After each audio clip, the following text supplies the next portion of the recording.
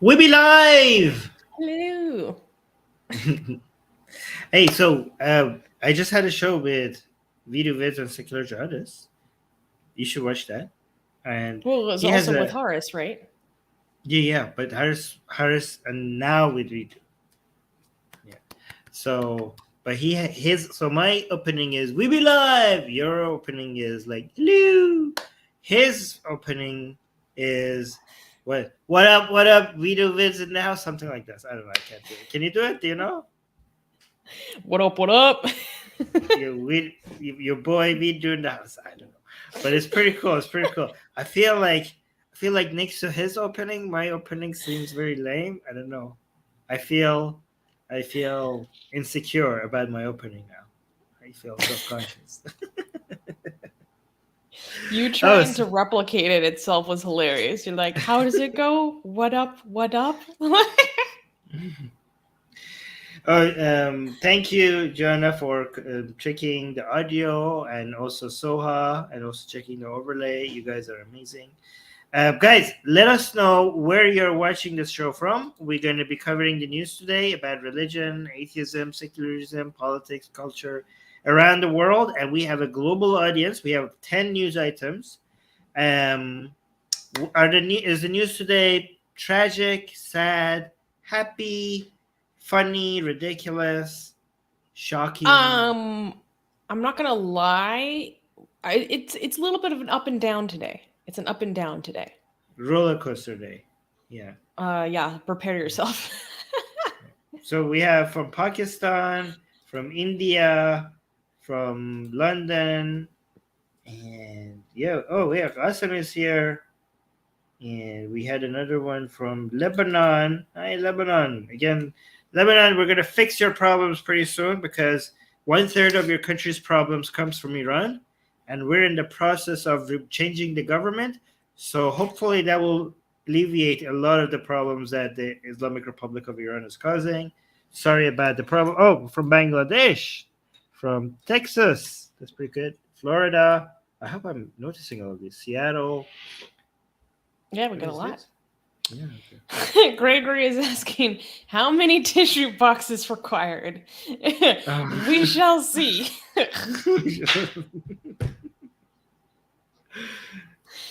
I don't know. How many times will Susanna cry on today's episode? Okay, Susanna, what makes you cry more? The news that we cover or me? That's a hard question. Oh, shit. Oh, no. Honestly, I don't know. God damn. Really? Okay. Shit. Okay. I should have asked that. Why did I even ask that? You're like, put myself on the spot. Crap. Oh my gosh. Oh, well, thank you. Oxymoron. No, oxymoron. Armin is not a horrible person. Armin is my lifeline. Insensitive maybe sometimes. I'm trying. I'm a better person now. You are. You actually are. Okay. Can we? No. We can't clap for the first news. First news. We always highlight one important story from Iran, and then we give a general update on the uprising in Iran. So that's what we're going to get into. So yeah, let's start the show and get into the first story. So, first news: schoolgirl beaten to death for refusing to sing allegiance to Ayatollah. Asra Panahi, a 16-year-old schoolgirl, was beaten by Iranian security forces and died on October 14th due to her severe injuries during the attack. Asra and other students refused to sing a propaganda song dedicated to Ayatollah Ali Khamenei, Iran's supreme leader. According to Iran International, Iranian plainclothes security forces then raided a school in Ardabil. The raid was part of the regime's campaign to force students to participate in pro-regime activities. 10 students were injured during the attack. Asra was one of the first reported casualties of the security forces attack. Officials denied any responsibility for her death, insisting that she died because of congenital heart disease. Yashar Hakakpur, a human rights activist, reported that 2 other victims, Atak Mikali and Hana Durduzani, died due to injuries they received from the same attack, and a third is in critical condition. So let me do an overview. So there was a girls' school in the western Iranian city of Ardabil, and the school was part of the regime trying to create propaganda. So what they were going to do is round up all these students, send them to a location, and then film them singing this propaganda song called Salam Farmande. We've talked about Salam Farmande a lot on this show. And however, when they rounded up all these students and tried to get them to sing this song, they started protesting instead. And we've seen a lot of videos from across Iran of schoolgirls, when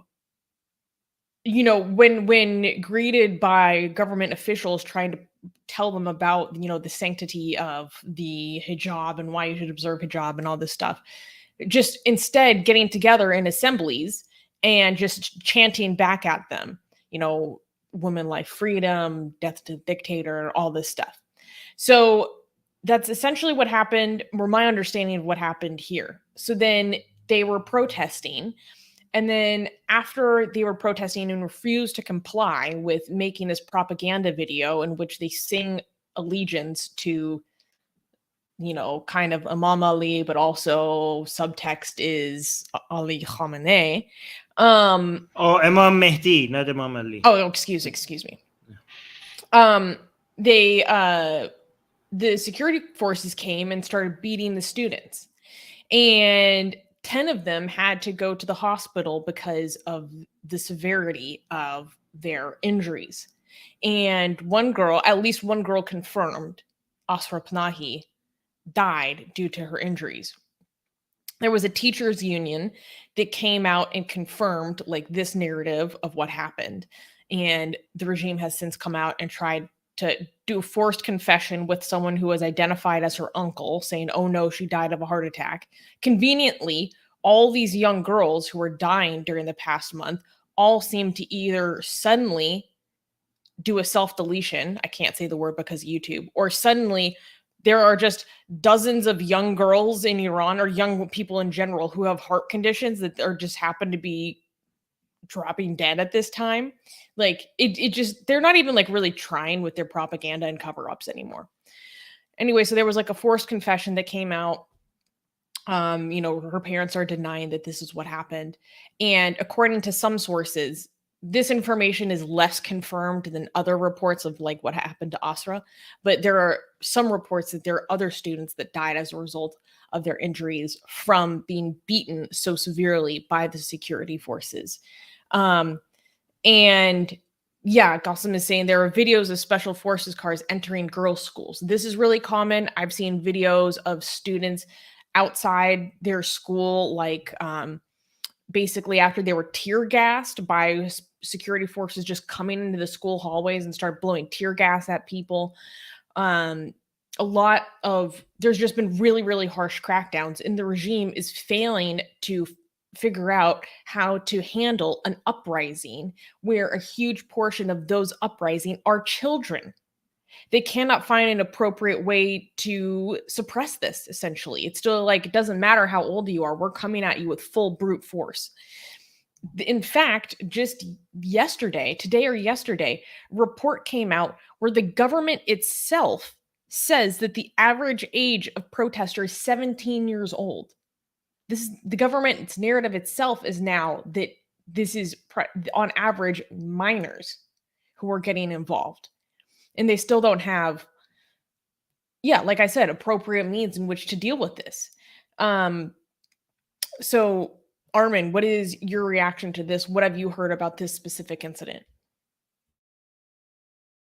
Well, a lot of boys and girls and men and women when they come out in the protests, I've seen there's a new trend is that before they go out into the streets, they're announcing that they're not suicidal, and they don't have any heart conditions, and they're not going to go anywhere that they're going to be bitten by dogs or anything like that. Okay, because a lot of these protesters who are killed by the regime keep, like, in the past month or so, the government keeps telling, oh, this one had this condition and that's why they died, and this one had a heart condition, this one was jumped off the building, this one that. So now a lot of people are saying, like, just be aware that I'm healthy, I'm fine, and if I die, I didn't kill myself, I'm very much eager to live, and that I have, I'm healthy, so I'm not. So it's just like everybody knows now what the line is, and sometimes the excuses are so weird. Like, there's so many young people in Iran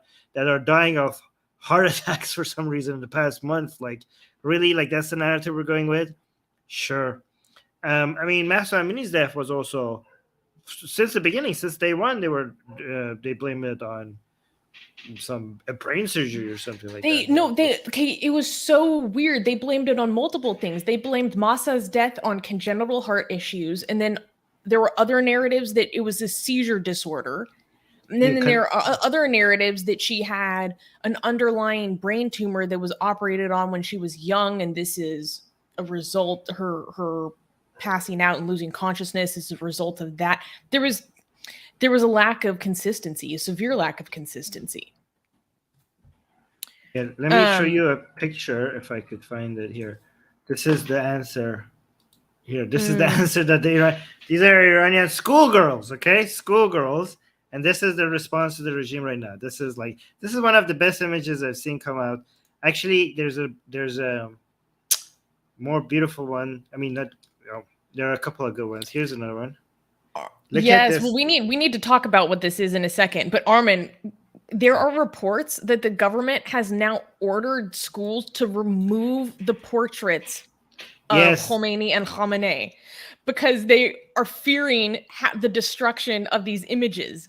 So, like, can you talk for a minute about how crazy that is and what that's like for you, for someone from your generation, to be like, the schools are being ordered themselves to remove these portraits? Because that's so significant. So, guys, when I was these girls' age, even talking just slightly ill about these two figures, Khamenei, would make our hearts stop, right? And I'm saying that as a person who openly, not quite open, semi-openly questioned God and Muhammad's prophethood in school, okay? Like, I didn't openly announce that would end in my execution, but I told my friends, I would tell some of my teachers about my doubts, about me being an atheist, okay? And so that's how rebellious I was. In an Islamic theocracy, I would tell people that I have left Islam, okay? I even told once an officer that arrested me, and he told me that I'm stupid, that I'm going to get myself killed if I keep telling that to people, okay? But even as stupid as I was, with regards to how open I was about my atheism, I wouldn't even dare think about saying anything remotely negative about these two, because that would be like, my assumption that would be the immediate end of me. Okay, I one time, that's too much detail. But now we have these girls doing this. This is beyond, this is unimaginable for my generation. For my generation, what these girls are doing is unimaginable. And it's so common now. Like, it's not just like you guys think it's this. It's to the point where schools are removing the pictures of Khomeini and Khamenei because they're not safe anymore. In all schools in Iran, and this is not just main cities. We're seeing stuff like this happening in villages and cities that nobody has even heard of. Like, remote places that people didn't think were too conservative for people to come out and do stuff like this. We're saying people come out in very conservative rural areas and coming out and saying Zans and Yoza. You were like, what the hell is happening? Right? This is beyond bizarre. This is a trend that is beyond bizarre. But anyways, I wanted to show you this other picture because this protest, although it's not for women, okay, let me be clear. This revolution is not a revolution for women. Okay, it's for everyone. But we need to talk about this. Okay. Okay. However, it is led by a woman. Okay, so it is a woman-led revolution, even though it's for everyone. Led by a woman for everyone. So that's why this picture is now the new picture that is highlighting those. It's just perfect. It's just perfect. It's like, look, guys, this gathering was people going to Mahsa Amini's burial ground on his 40-day Remembrance Day after her death, right? So, and the people and everything, the government knew that this was going to happen, so they blocked all the roads to her grave, to her tombstone, right? So people went by foot. They walked towards it, and estimates suggest that more than 50,000 people showed up. I mean, I don't know. Some Wow. people say more, but this is insane. Officially, so I don't know but it's crazy. And the fact that this lady is standing on top of a car and directing people like this way is just like such a beautiful representation. I wish I had the video for this. I saw another girl on a car taking off her hijab, waving it and stuff. I don't know what she was doing, either taking off her hijab or like protesting. And guess what the car was? Okay, it was a police car with the police in it. What? So, yeah, she was on top of like the armed forces that were there for the. She climbed it like she was like on top of the car.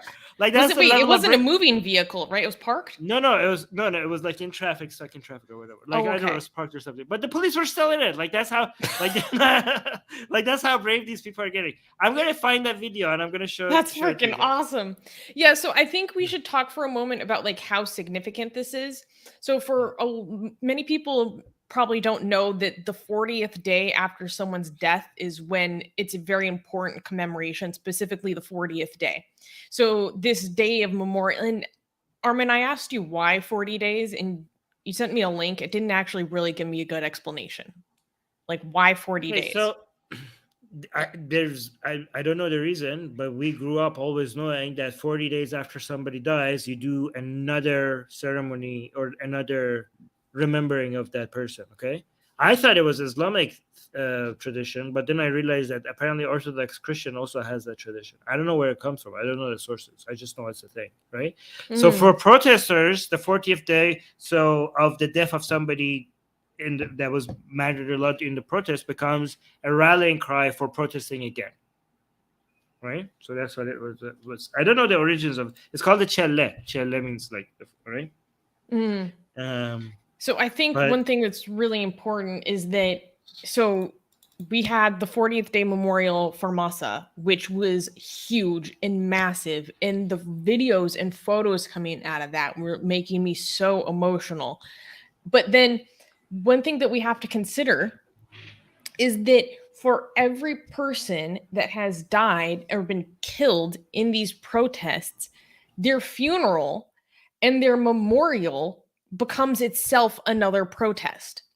And so a few days later, we had the 40th day that commemorated the disappearance of Nika Shakarami, who was also a young girl, about 16. She was 16 years old, who was murdered and then disappeared, and then her body abducted by security forces. And so then her memorial was also huge. And we're going to continue to see this over and over again for every person that has been murdered by the regime as they're fighting for their free expression and ultimately for regime change. And this regime, I don't know like what they're going to do, because they have an inability to change their tactics, right? At these protests, at these memorials, they're still shooting at people. So you're just creating more martyrs. You're creating more momentum. For each funeral, for each 40 days that passes, there's more and more momentum as this touches people over and over again in every corner of the country. Like, and then with the story that we talked about with Asra Panahi, like beating schoolgirls to death for saying, why did you beat Masa to death? It's like the inflexibility of their tactics is going to be the end of them. How are you? They are every single day proving over and over and over again why they're brutal, cruel, and illegitimate. Because they cannot seem to conceive of any better way to tackle the problems that they're facing from their perspective as the regime trying to maintain power. They're just continuing to shoot themselves in the foot at every single level as they continue to shoot and kill their own innocent civilians. I don't see how, from their perspective, there's any way out of this. How is there any way out of this if they continue to be this inflexible and use this brutality? I mean, Armin, what do you think about what I just expressed? I agree. And I think one thing that is making this a lot more devastating to the regime is the religious people joining it, right? Because it was one thing for previous protests where secular or anti-religious people to complain, and while the government knowing that it could control with just a minority, but a very loyal base, okay? It relies on that minority base for its power. But now we're seeing a lot of people leaving that base. And I just wanted to, because they can, and this is what goes back to what you're saying. When they shoot at people, a lot of the even religious people, I mean, I shouldn't say even religious people, even pro-regime people are like, is this what we're about? Like they're like, are we the baddies moment? They're having that moment. Are we the baddies, right? And we're seeing more and more people giving up on supporting the regime. So, and I wanted to show an image I have prepared to show how a lot of secular people have won the hearts and minds of religious people on their side. Okay, I don't know if you've seen this image, but it's just so beautiful. I know, I love this so much. So describe it to people who are just listening. Right. So this is in, I think, what it's a university. It says Danishka here or whatever.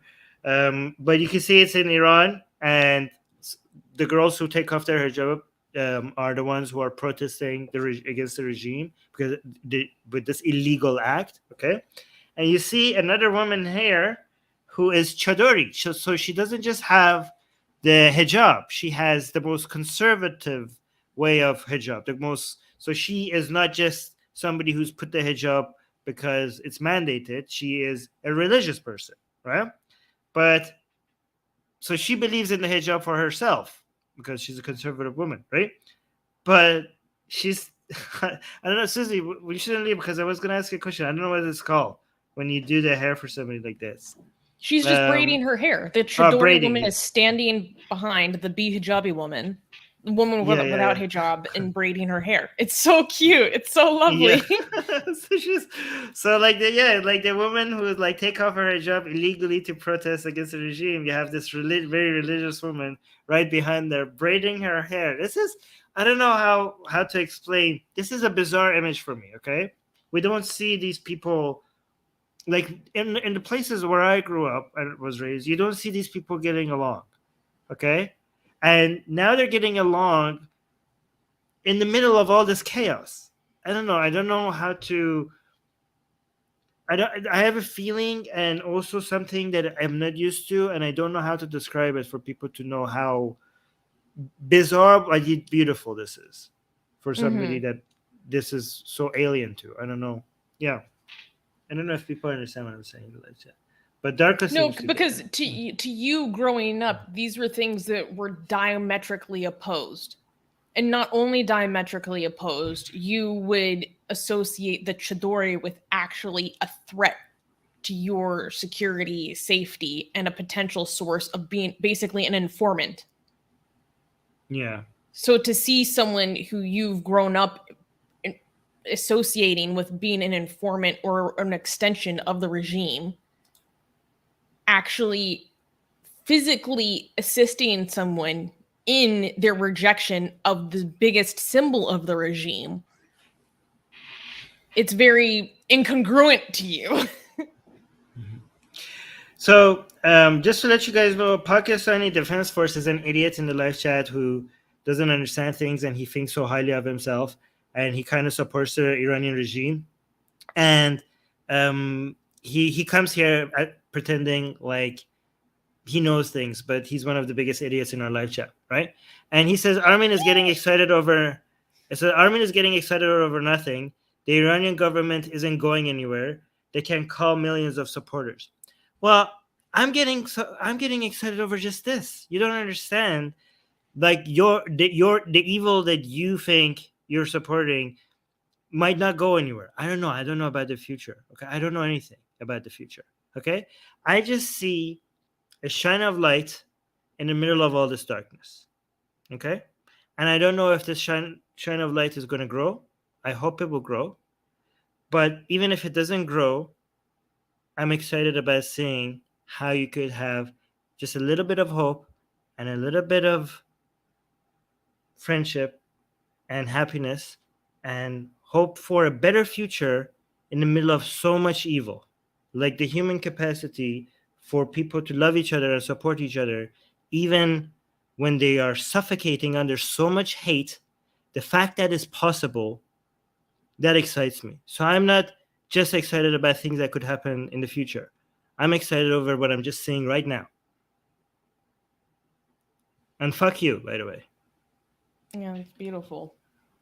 I think because Pakistani Defense Force was like trying to bring up the marches and support that was seen in the streets of Iran after the assassination of Qasem Soleimani, and saying, "Oh, look, they're millions. It's so much bigger than anything we've seen during the protests." But that was quite different because, well, one, for a variety of reasons. But one of them also being there are a lot of people who had to participate in those demonstrations because of their jobs of being employed within the government. They have to participate whether they want to or not. I wanted to show a few more images from Masa Amini's 40th Day Memorial, just because it's like so huge. Wait, let me start this one over again. Look at how many people there are.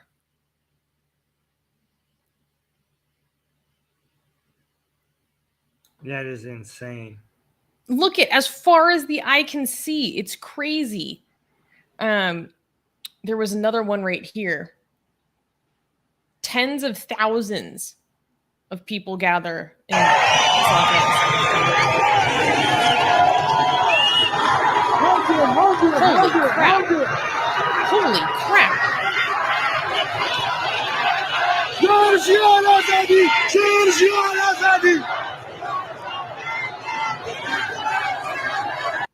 Yeah. All right. I'm actually having fun more with this idiot. Okay. First of all, look. It says Armin, don't be mad. I'm not being hostile. Usually when people, like, you know how calmly I talk? Usually when people talk like this, it's because they are raging.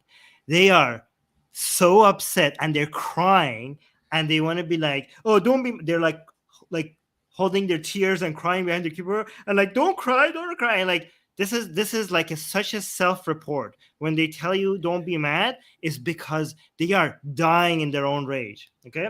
And here, let me show you how stupid this guy is. First of all, let me just show you, because I wasn't making this stuff up. This guy is actually a supporter of the Iranian government. Like he's saying, the Iranian government will stand strong, and so will Pakistan, right? But also, let me show you how stupid this guy is. Like, it says, LOL, Armin and Susanna won't show the bigger pro-regime. You are such a fucking moron. You're comparing crowds of people that showed up knowing that the government is shooting at them with crowds of people who the government brings into the streets themselves with the threat of losing your job if you don't show up. Are you serious? That's how stupid you are? Like, do you understand how moronic you sound like that? The comparison, let me break this down to you because you have a child's brain, okay? The comparison would be fair if the regime was not shooting at people. Do you assume that if the regime was not shooting at people, how much larger do you think the crowds would be? the fact that we're getting hundreds of thousands of people coming out knowing that they could be the victims, that would mean that for every person that is coming out right now under these conditions, 100 more people for every one person would come out if you didn't have such conditions. Like, do you really know? Do you really understand that the fact that I need to explain that to you makes you an idiot? You have to. Wait, I love this. Gregory is like, Armin deconstructing a moron is a thing of beauty. We can clap for that.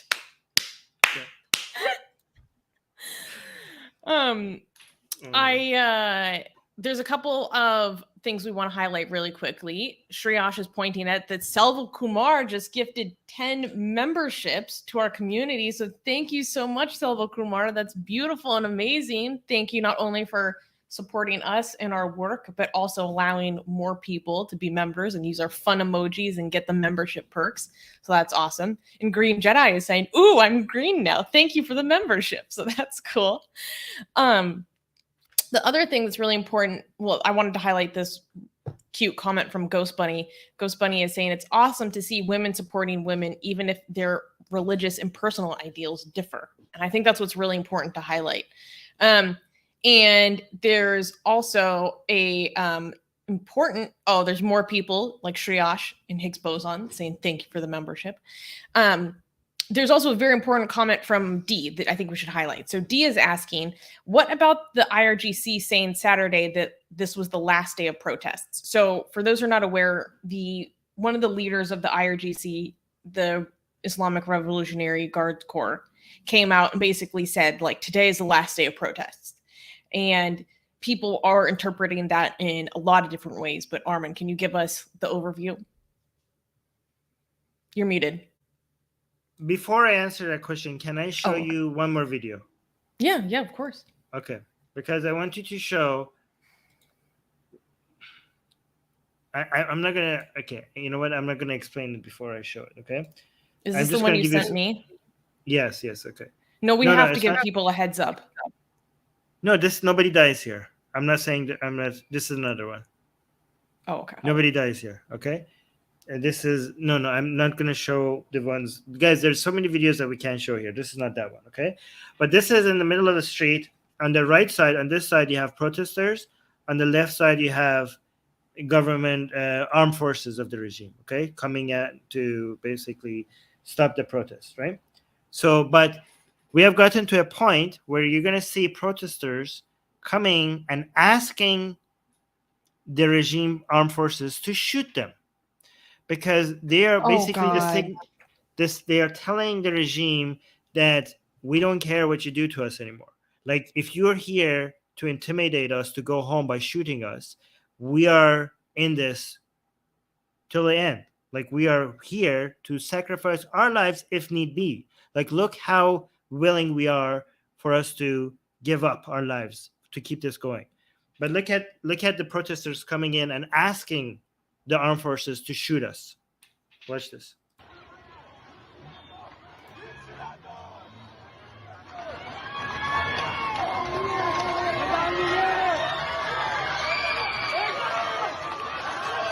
They say Bizan means shoot. And they're all pixely so that they can't be identified. Look at this. This lady's like underneath, like, shoot me. And these are the armed forces.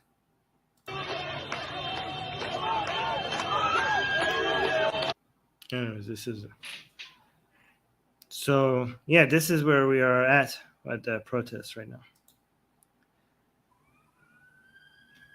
Yeah.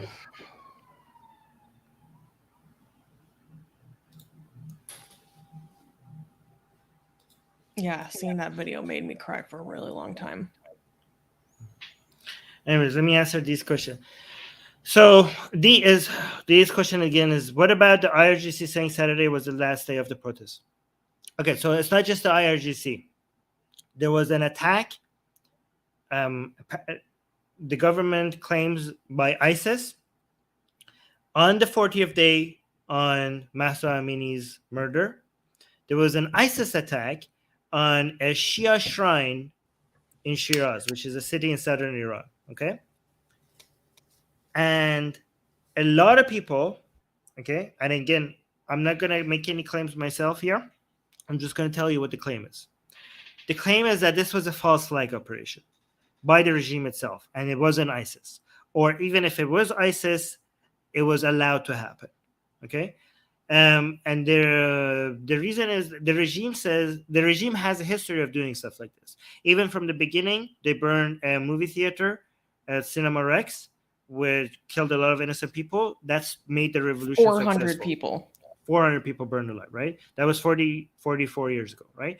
And 20 years ago, they did another terrorist attack on the shrine in Mashhad, and that has been confirmed to be the regime itself on its own religious people in a false flag operation. So they have a history of doing this. So in what happened in Shiraz recently, just a few days ago, is that a gunman went into the shrine and started shooting people. I've seen videos of it.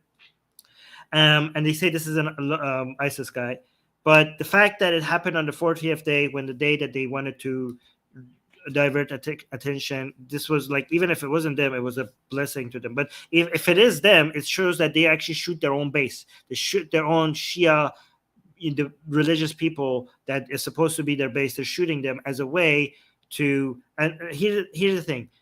There's reports of, again, I'm not saying any of this is confirmed, but I showed the video, I showed the post on Secular Jihadists of a regime posting the condolences to the family 2 minutes after the attack started. 2 minutes after the attack started, before the attack ended. So the attack happened for 20 minutes. 2 minutes into the attack, the regime posted the condolences to the family, and only 1 hour after the attack, the regime concluded that this was a ISIS attack, right? It was a Wahhabi attack. Usually these things take time, investigations, but they were confident enough to say that, right? So that makes a lot of people suspect that this was the regime itself. And a lot of the highest government officials have not said anything about the protests for the past month or so. But right after this attack, they all came out one after each other saying, oh, this is it. We have to stop the protests. We need to bring in more higher power. We need to bring in like military forces and stuff like that, because this is the regime has immediately tried to tie this ISIS thing to the protesters explicitly, even there's no evidence. Yeah, so they're saying no. The tie is like, because of the chaos, ISIS is taking advantage. So the regime has this narrative of there are good protesters and bad protesters, right? So this, because the regime doesn't want to act like they're anti-protest, because the protest is literally the right to protest without any permission or anything is within Iran's constitution. Like, guys, like, you understand, the regime that's shooting at the people. This regime has a constitution that says that people can't protest against the government without any permission. It's in the constitution, and they're shooting at people. So the narrative that the regime has is that these are not actually protesters. The protesters that we're shooting at are Zionist or imperialist puppets that have an ulterior motive. I do not protest. So to do that, they usually say the good protesters are talking about the economy, and we understand that they should be able to protest. The bad protesters are the ones who want to get naked and have random sex with your sisters and your daughters and your wives, and that's why they want to get rid of the hijab, because they want to ruin the family unit and all that stuff. So they say that's because they say the Zionists understand that the only way Iran is so strong that they can't take it down with the military.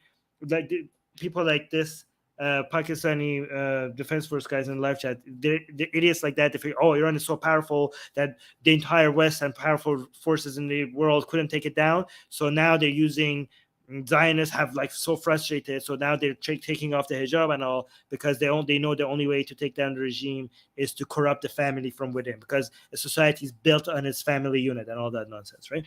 So they're saying that's the bad protesters, and that's why they're taking advantage of real protesters who their actual concern is economic issues, which we completely understand, and we allow people to protest against that, which they don't actually. They also, and also, if we talk about economic issues, it very conveniently can be used for narratives surrounding lifting of sanctions. Is also the subtext. Yeah. So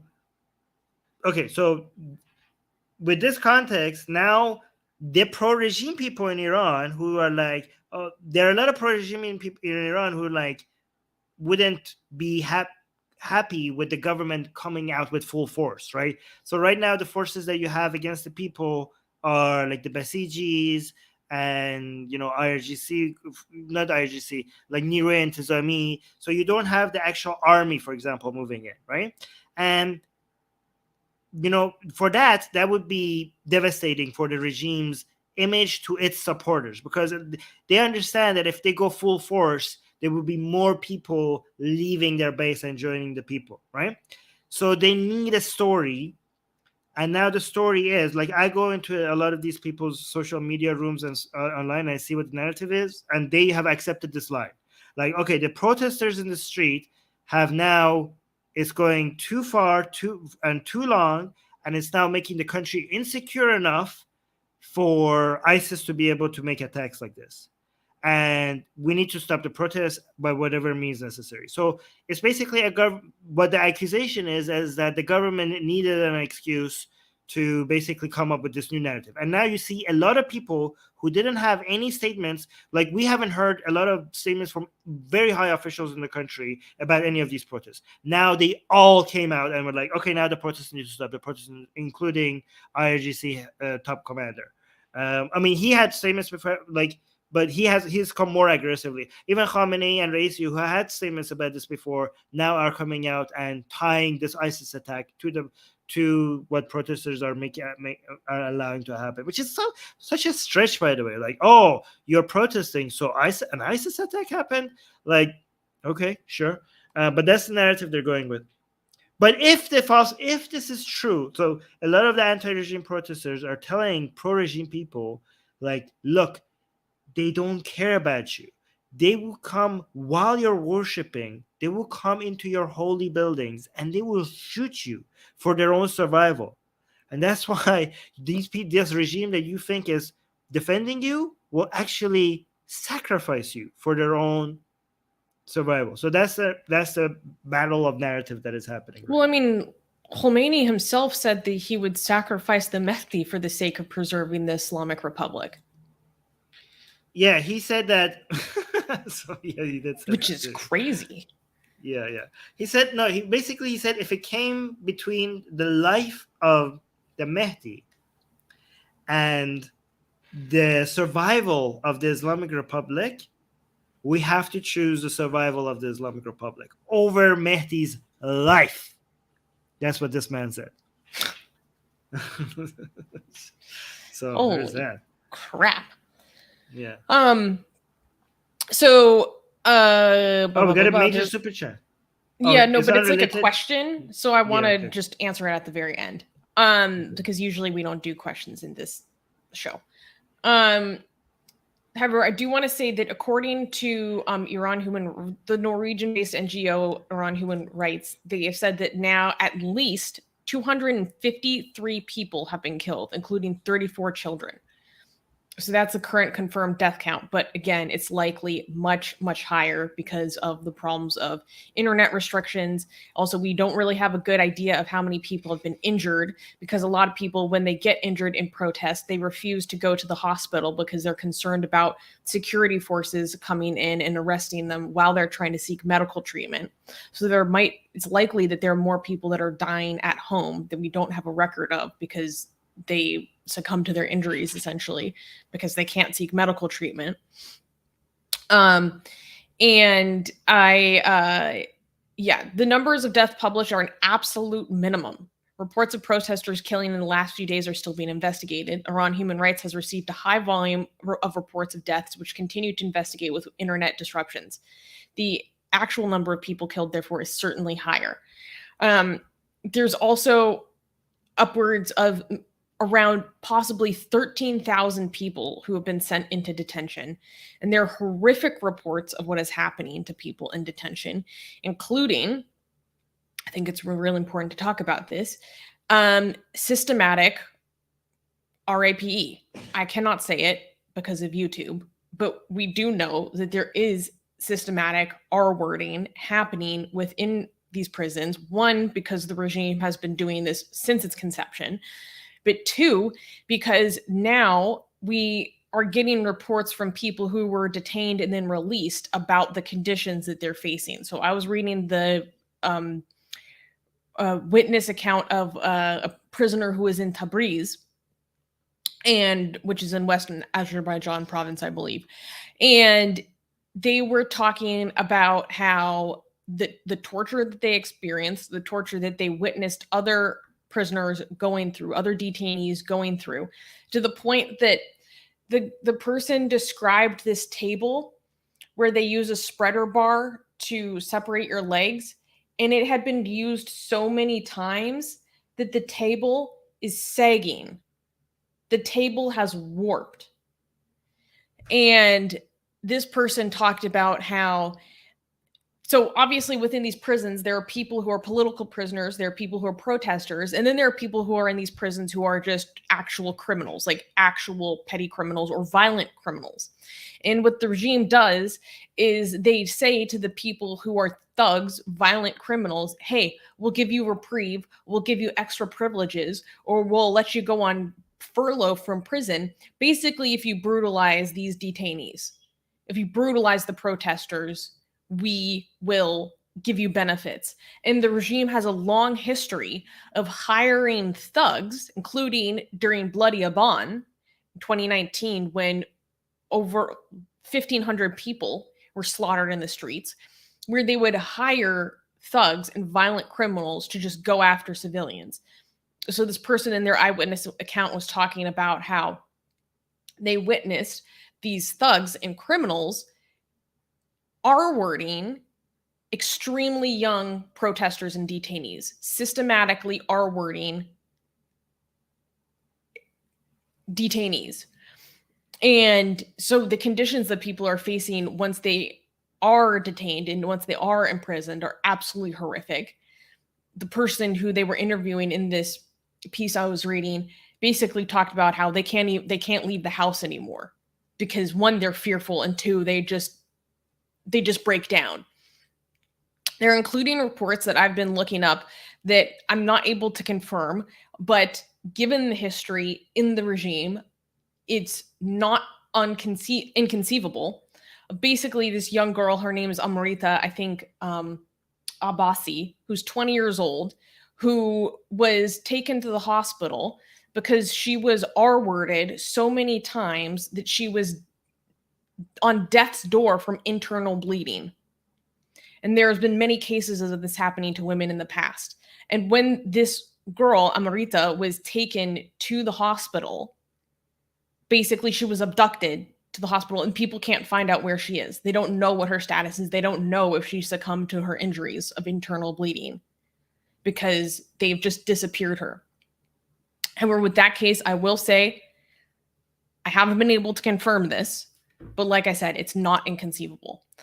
And it's horrific, but I need people to understand like the depths of what we're dealing with here. This is a government, a regime that within its system from its inception, when it detains women who are virgins, they R-word those women because Islamically, they are not allowed to execute virgins.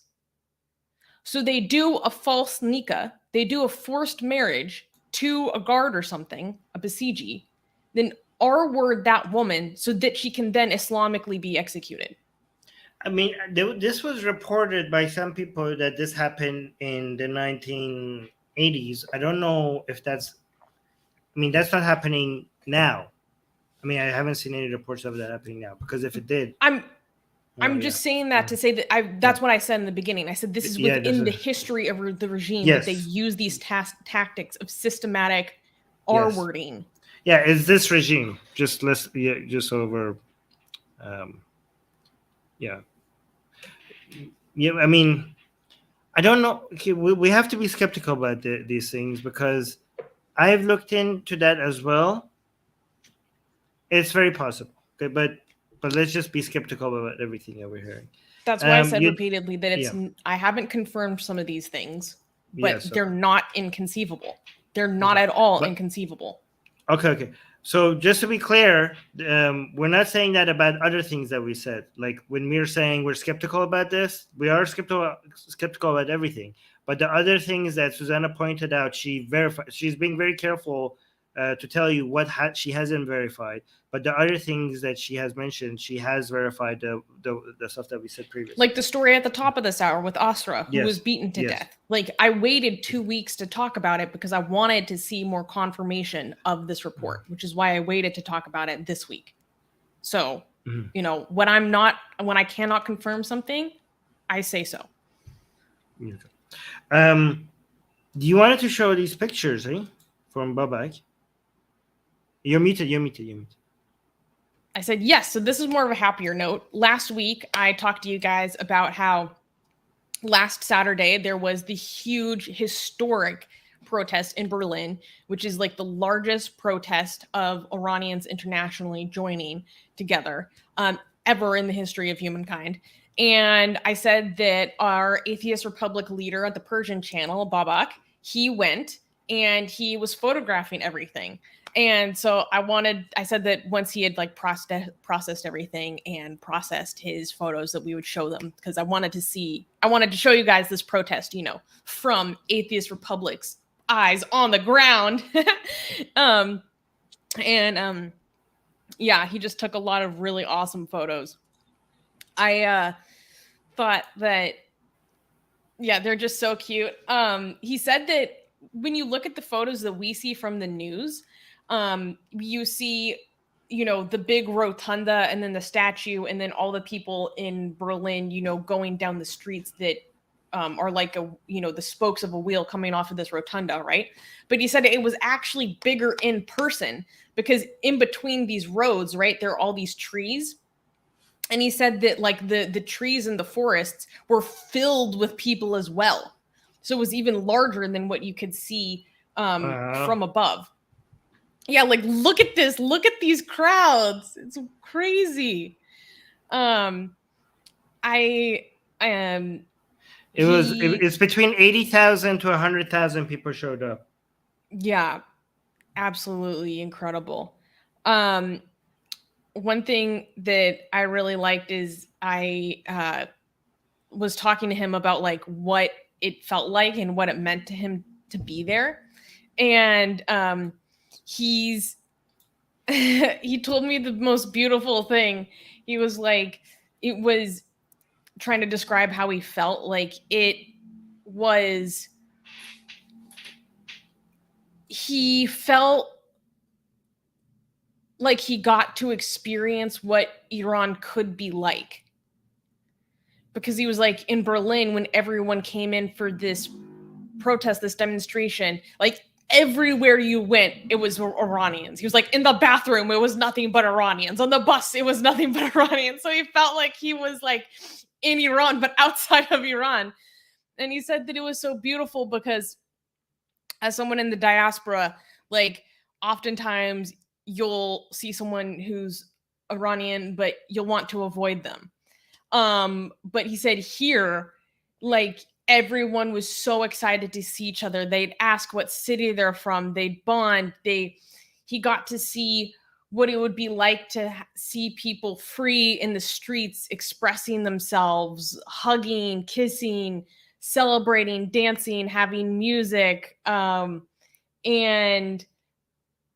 I don't know, it was just so touching to me. And I was so happy that he got to experience that and share that experience with us because I know for a lot of people when they go on social media and they see what's happening back home for them, it just cuts their heart open. And I can imagine how powerless they feel.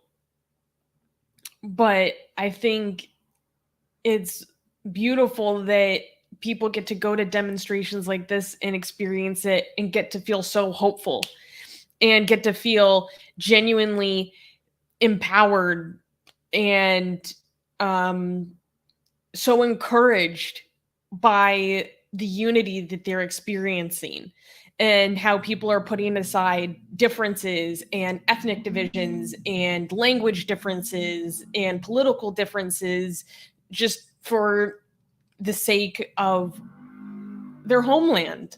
and the suffering that their friends and family go through. And I don't know, I just think it's really incredible and extremely important. Yeah. That's beautiful. There Okay, are. Oh, go ahead. Yeah, we need to do some super chats. Also, I Yes. think we should finish the super chats, even the question ones, before we go to. We could do them between the every news. It's okay. I think we can do that. We don't have to leave it for the very end. Okay. By the way, Okay. this is I don't know. So we got Gregory gave us a 14 ZAR. I don't know what the currency that is, but South I think Africa. South African, and this is woman life freedom in what? Oh, in the South African language, right? Is that I don't know how to. Shoja. I have no idea how to Shoja. pronounce that. But let me try to say this. Okay, I'm sorry for butchering this. Thank you for your super chat, Gregory. Okay. In Kululeko Yobomi Bomfazi. Okay, that's pretty good. Cool. I think you nailed it. And here's a wait before I highlight that. Veiled Rose is saying, please like, share, and subscribe to Atheist Republic. Yes, please do that right now, and that really helps our channel. And Selva is saying, Selva got 10 people memberships, and Selva is saying that's my way of celebrating my birthday with AR. Oh, happy birthday! Oh, happy birthday, Selva! Yay! All right. And this is the 10-pound super chat. Thank you. That's very generous. Thank you so much for your support. I think the username is Stop Scamming Man. Okay. Do you want to read this? I think this is up your alley. He's saying, in Catholicism, the priests believe only they can deliver sacraments that can save people from hell and get people in heaven, like Eucharist and confession. Is there some equivalent among Shia Muslims? Well, Muslims don't even really have sacraments in the same way that Catholics do at all. In your conception of the position of the imam, I mean, in Shiism, there is way greater emphasis on emulation that is somewhat more similar than what you have in Sunnism, but it's still completely different because in Catholicism, the priest is acting as taking on the role of Christ himself, which is very different than a marja in Shia Islam. Yeah. Yeah, so I think the main point of this question is that are there middlemen as holy men that are necessary? And I think in Protestant Christianity, there are no middlemen necessary. You can have a one-on-one connection with God. In Catholic Christianity, middlemen are necessary. You need middlemen between you and God. Like, that's why the priestly class makes themselves necessary. And I think your comparison to Shia and Sunni Islam is accurate. Sunni Islam also claims that you don't need any middlemen. You could have a one-on-one connection with God. And Shia Islam claims, it's tricky. They claim that you would be stupid to not have a middleman, right? They don't claim it's necessary, but they almost make it seem like it's necessary, right? The idea is that just like you need a mechanic for your car, because you don't know how to fix your car, you can't know everything about how to fix your car. Just like you go to a doctor when you have health problems, you need to go to a marja for religious problems, unless you are an expert yourself. Okay, so yeah, maybe you could fix your own car if you're an expert. Maybe you are a doctor and you could take care of you could write your own prescription. And maybe you're a religious scholar and then you are a marja yourself. You don't need a marja, okay? But they say that's very unlikely that you're a scholar, okay? And if you're not a religious scholar, then you are risking hellfire with not having a marja, right? Because when you have a marja, a person who you follow, they tell you what's haram and what's halal, and you get guidance. Then if they make a mistake, it's not on you anymore. You picked a marja, you did proper investigation, you picked a marja, and they told you this is haram, and you didn't do it. You told this is halal, and you do it. So even if you made a mistake, that's the way to not burn in hell. Like you're doing something that's haram, but your marja told you it's okay. So even if it's haram, but you're fine. But if you don't have a marja and you're not a scholar, you could you could risk it, But this way, every time you sin because you thought it's not a sin, or you didn't do something that is necessary, then you're going to burn for it. So it would be, they say it's idiotic not to have a marja. So technically, yeah, you need a middleman. So it makes it more similar to Catholic doctrine than Protestant doctrine. Yeah. I mean, that whole conception is like very different than what's in Sunni Islam. Yes. To be clear. By the way, in Iran, you need to be a marja for you to even be considered for being a supreme leader. Okay, and Khamenei was not a marja when they made him a supreme leader. It's against the Iranian constitution for Khamenei to be the supreme leader. So there's that. Okay, cool. Can we clap for the next news? Yes, we can clap because no one died. Next news. Salman Rushdie's injuries after brutal attack revealed. British Indian author Salman Rushdie has lost sight in.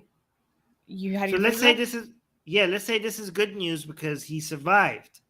So Salman Rushdie against Allah, and Salman Rushdie comes winning. So there we go.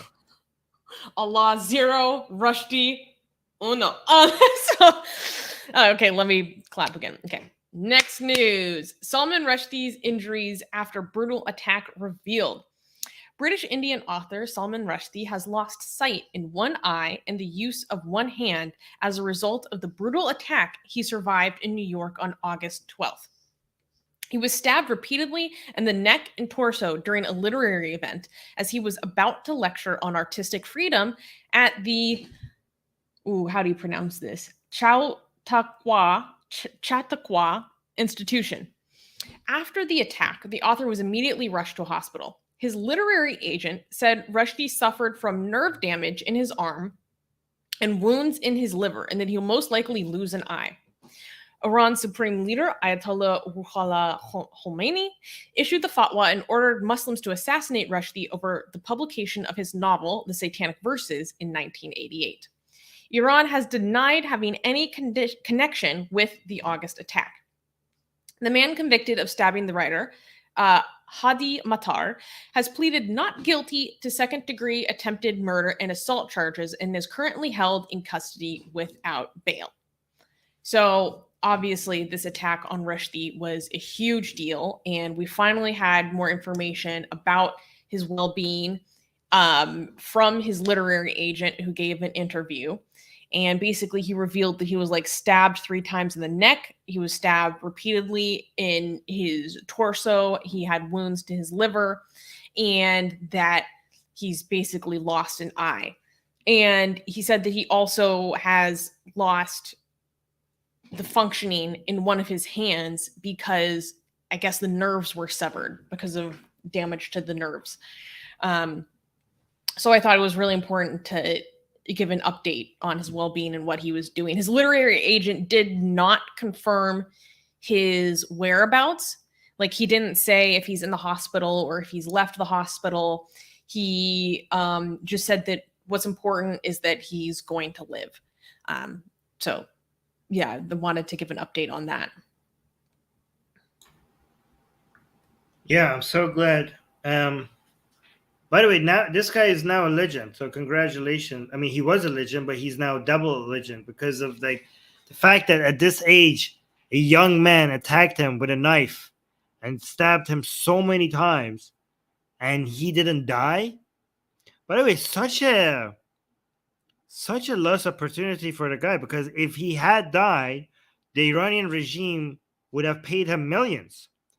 But all his efforts, now he's going to go to jail, and his life is ruined, and all the money that he was supposed to win for killing Rushdie he's not even going to get that because he wasn't successful with his attack. But yeah, I mean, old man versus young jihadi. Old man comes out winning. Fantastic. What a tough guy. What a badass, eh? So is he going to wear an eye patch? I think he's going to look even better with an eye patch. Susie, come here. Okay, let me see what you guys are saying in the comments. Okay, Oh, yeah. he should wear an eye patch because that would Yeah. be badass. That would be badass. Yeah. I hope so. I don't know. We'll see. What have you heard in all of your investigations and all the time you spent paying attention to pro-regime media? Like any more talk about this? Any like because they deny that they were connected, but like what are people saying on the ground? Well, so when this happened, by the way, before I answer your question, a great Jedi is saying he's becoming the Dajjal, destroyer of Islam. Yeah, so for people who don't know, Dajjal is like the Antichrist in Islam, and he has only one eye.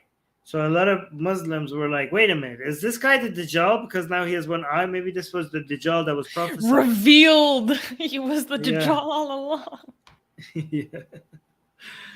But yeah, so the Iranian regime didn't want to come and endorse this, but they wanted to endorse it without officially endorsing it. They wanted to. So there's because if they come out and say like this was great, then they're on an international stage in the middle of the negotiations. They're basically supporting. Their support for terrorism has to be a lot more subtle and behind a veil than outright directly coming out on an international stage supporting something like this. So the line that they decided to go by officially on, in the foreign ministry and their narrative to the world, which is different from the internal narrative, was that the person responsible for this attack is Salman Rushdie. So they weren't like, yay, but the person who attacked, like, because that would be too much damage to them internationally. But they didn't condemn it. They didn't endorse it. They just said that there's only one, like the person responsible for what's happening here is Salman Rushdie. That was their official line. Wait, but in turn, are they saying he put a hit out on himself? No. Basically, he brought this upon himself because of his book. Yeah. You meant like he literally set it up. No. They're like if you don't want stuff like this to happen to you, basically don't write books like that. That's what they were saying, right? Victim blaming. Okay, gotcha. Yeah. But internally they had their narratives were like whoop-a-doo. Oh, the devil has been blinded. That was their official stance in the newspaper. Wait, I have actually a picture of that. Let me show you their official stand. Yeah. I sent a Oh copy yeah, of I this. remember seeing that. But the thing is, it's like he looks like a badass.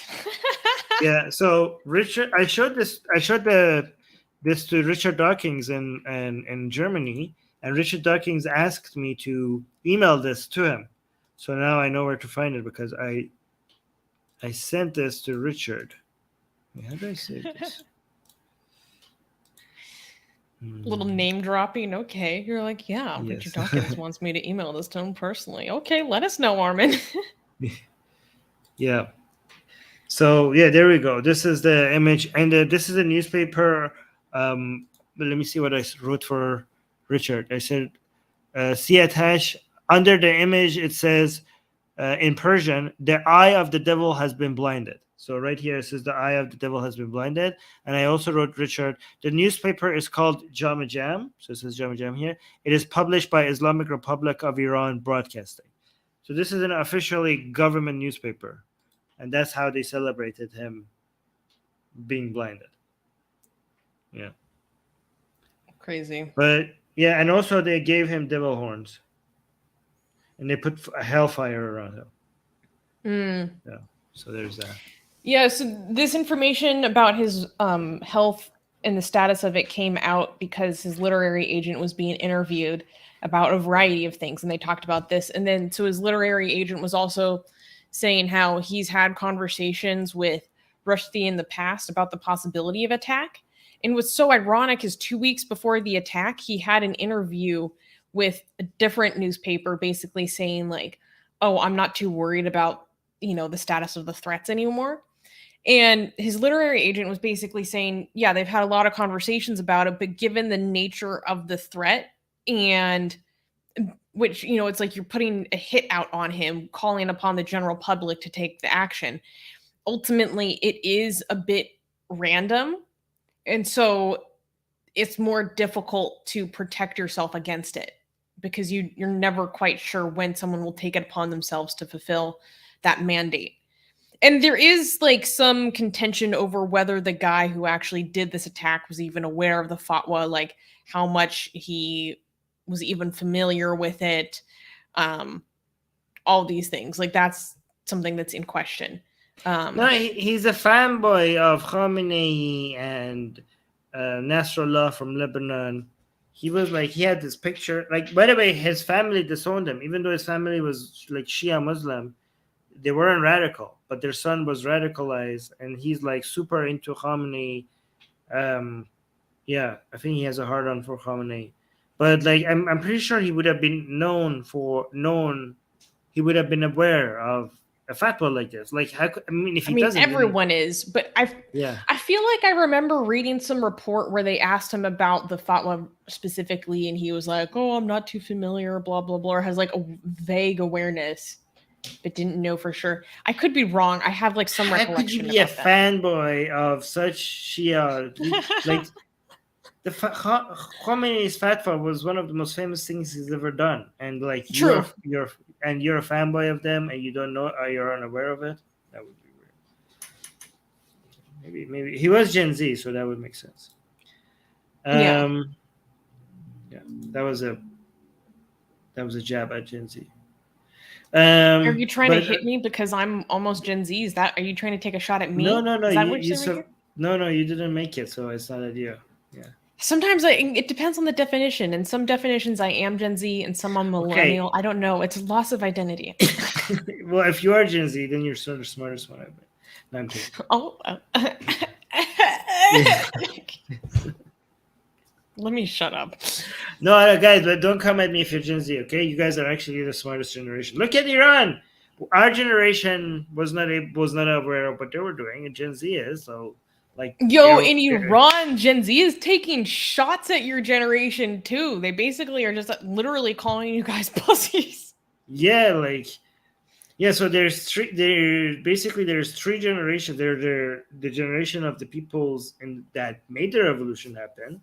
The Islamic Revolution happened, and our generation who wasn't able to fight it as aggressively as we should have, right? And now this generation that is basically putting both our generations to shame, which is the Gen Z.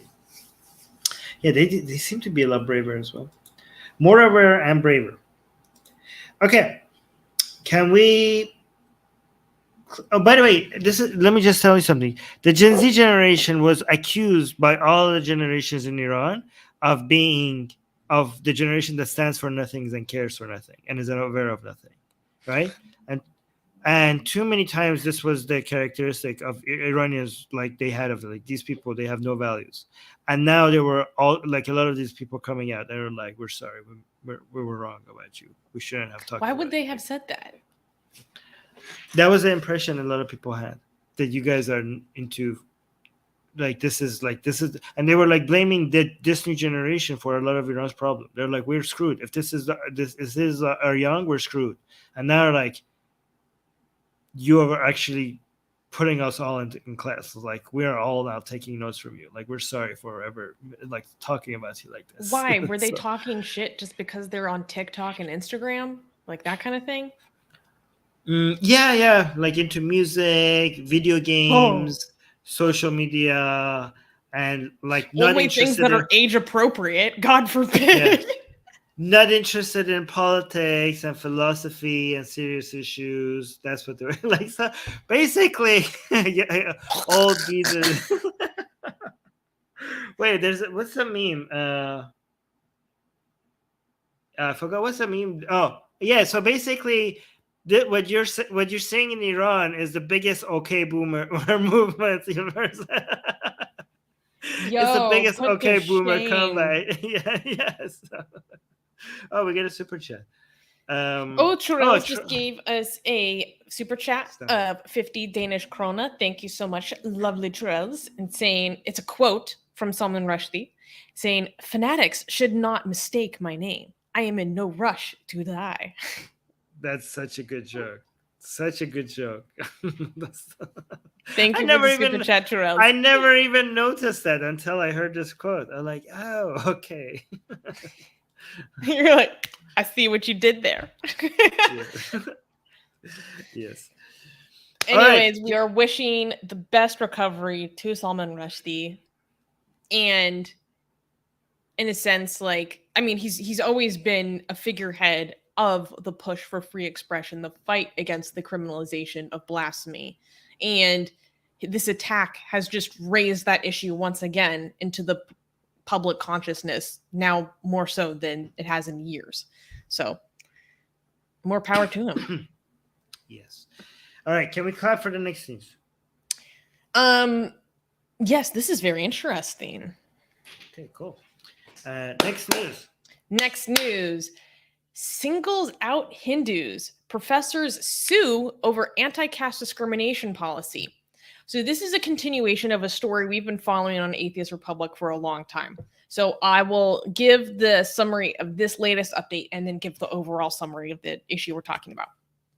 So in California, two Hindu professors, Sunil Kumar and Praveen Sinha, are suing the California State or CSU California State University, also known as CSU system, over the plan to enact an anti-caste discrimination policy that they allege is itself discriminatory.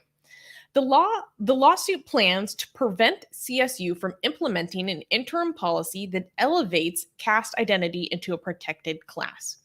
According to Kumar, this policy, quote, singles out all Indian origin and Hindu staff members and students. He added, quote, this is, by its very definition, discrimination and a denial of our basic civil rights. Sinha said, quote, there are other generally applicable and neutral categories already protected under CSU's non-discrimination policy that can be used to address incidents of alleged caste discrimination. CSU argued that the policy would help combat caste-based discrimination. However, Kumar and Sinha claimed that the policy would formalize the caste system in CSU's policies. They argued that CSU would forcibly assign a caste to an individual to enforce anti-discrimination policies. Quote, how else will CSU be able to determine if discrimination based on caste occurred unless they ascribe a caste not only to the allegedly discriminating actor, but to the alleged victim as well, Kumar and Sinha argued. So let me do an overview.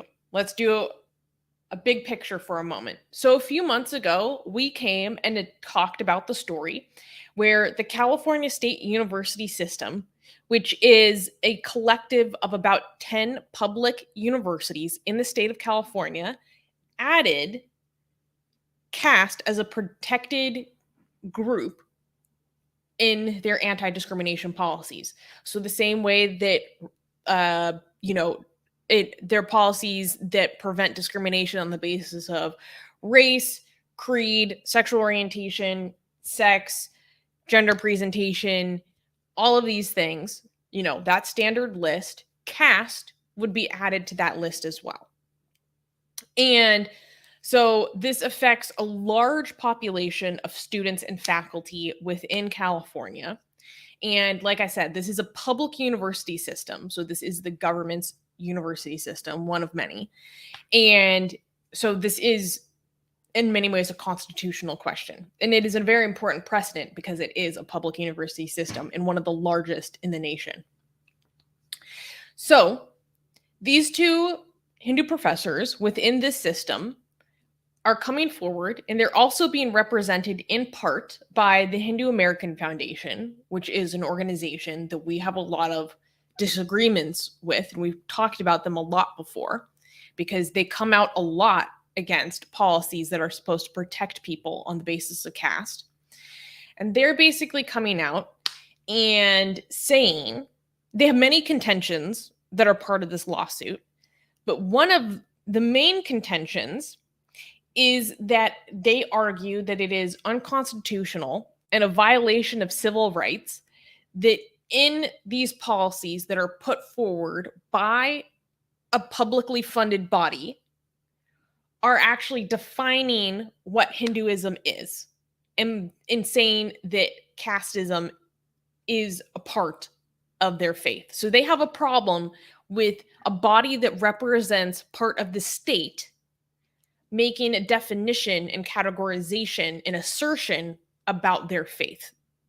They say that this, among other things, is kind of like a violation of, the First Amendment. And this is very similar to the Hindu American Foundation, which is representing these professors. A few weeks ago, we talked about how the Hindu American Foundation is suing the state of California itself because in a completely different matter where there's a Cisco employee that put forward one of the first lawsuits on the basis of caste discrimination, who's being represented by the California Department of Fair Employment. In that lawsuit, they're saying that in California's effort to protect this worker who was Dalit or untouchable on the basis of his caste discrimination, on the basis of his caste, in the efforts that the state is putting forward in that case, that again, they are defining what Hinduism is and defining that casteism is a part of Hinduism, and that it is inappropriate for the state to be engaged in making definitions and assertions about what someone's faith is. So they're making a similar argument in this case in CSU. And then they're also contending within the instance of what we're dealing with at CSU, they're also contending that if this policy was put in place, it is actually singling out people that are Indian and Hindu in particular, or South Asian in general, for special monitoring of caste bias. So they're saying we are being subjected to disproportionate monitoring, like we're being specially observed for extra racism, and this itself is discrimination. So these are some of the overall arguments that are going on in this lawsuit. I wasn't able to actually find a copy of the lawsuit, which usually I'm able to, and I was able to read Hindu American Foundation's lawsuit against the state of California. So I know what a lot of their arguments are like because they're making similar arguments here. But Armin, what is your reaction to everything that I just outlined? I think it's bullshit. What they're saying is bullshit. First of all, if you already have existing laws that cover something, that doesn't mean that you cannot come up with specific laws about something that is important, specifying it and highlighting it. We do that all the time. We have all-encompassing laws, but there's special cases where you add a law to protect a certain group of people, or even not even about protection, to do something more specifically with and highlighting it. Even though there's another law that in practice it should be covering it, but this law makes it more possible, gives it more structure, gives it more highlight. So just because there's another law exists that covers it, that doesn't mean another law is not useful. Okay, we have a lot of examples of that, right? Another thing is that this idea of them defining Hinduism, governments defining what religions are, is not only, they do it all the time. They have to do it, because if you, for example, any government that pretends to be secular or that claims to be secular, they have to know what religion is. They have to define where Islam starts and when does it end, when Hinduism starts and when does it end, when Christianity starts or when does it end. If you don't define it, how are you going to know whether it has entered the government or not if you don't know where the lines are? So governments deciding what religion is part of what they do and what they're supposed to do. So that's nonsense as well. The idea of this would require special monitoring of Hindus.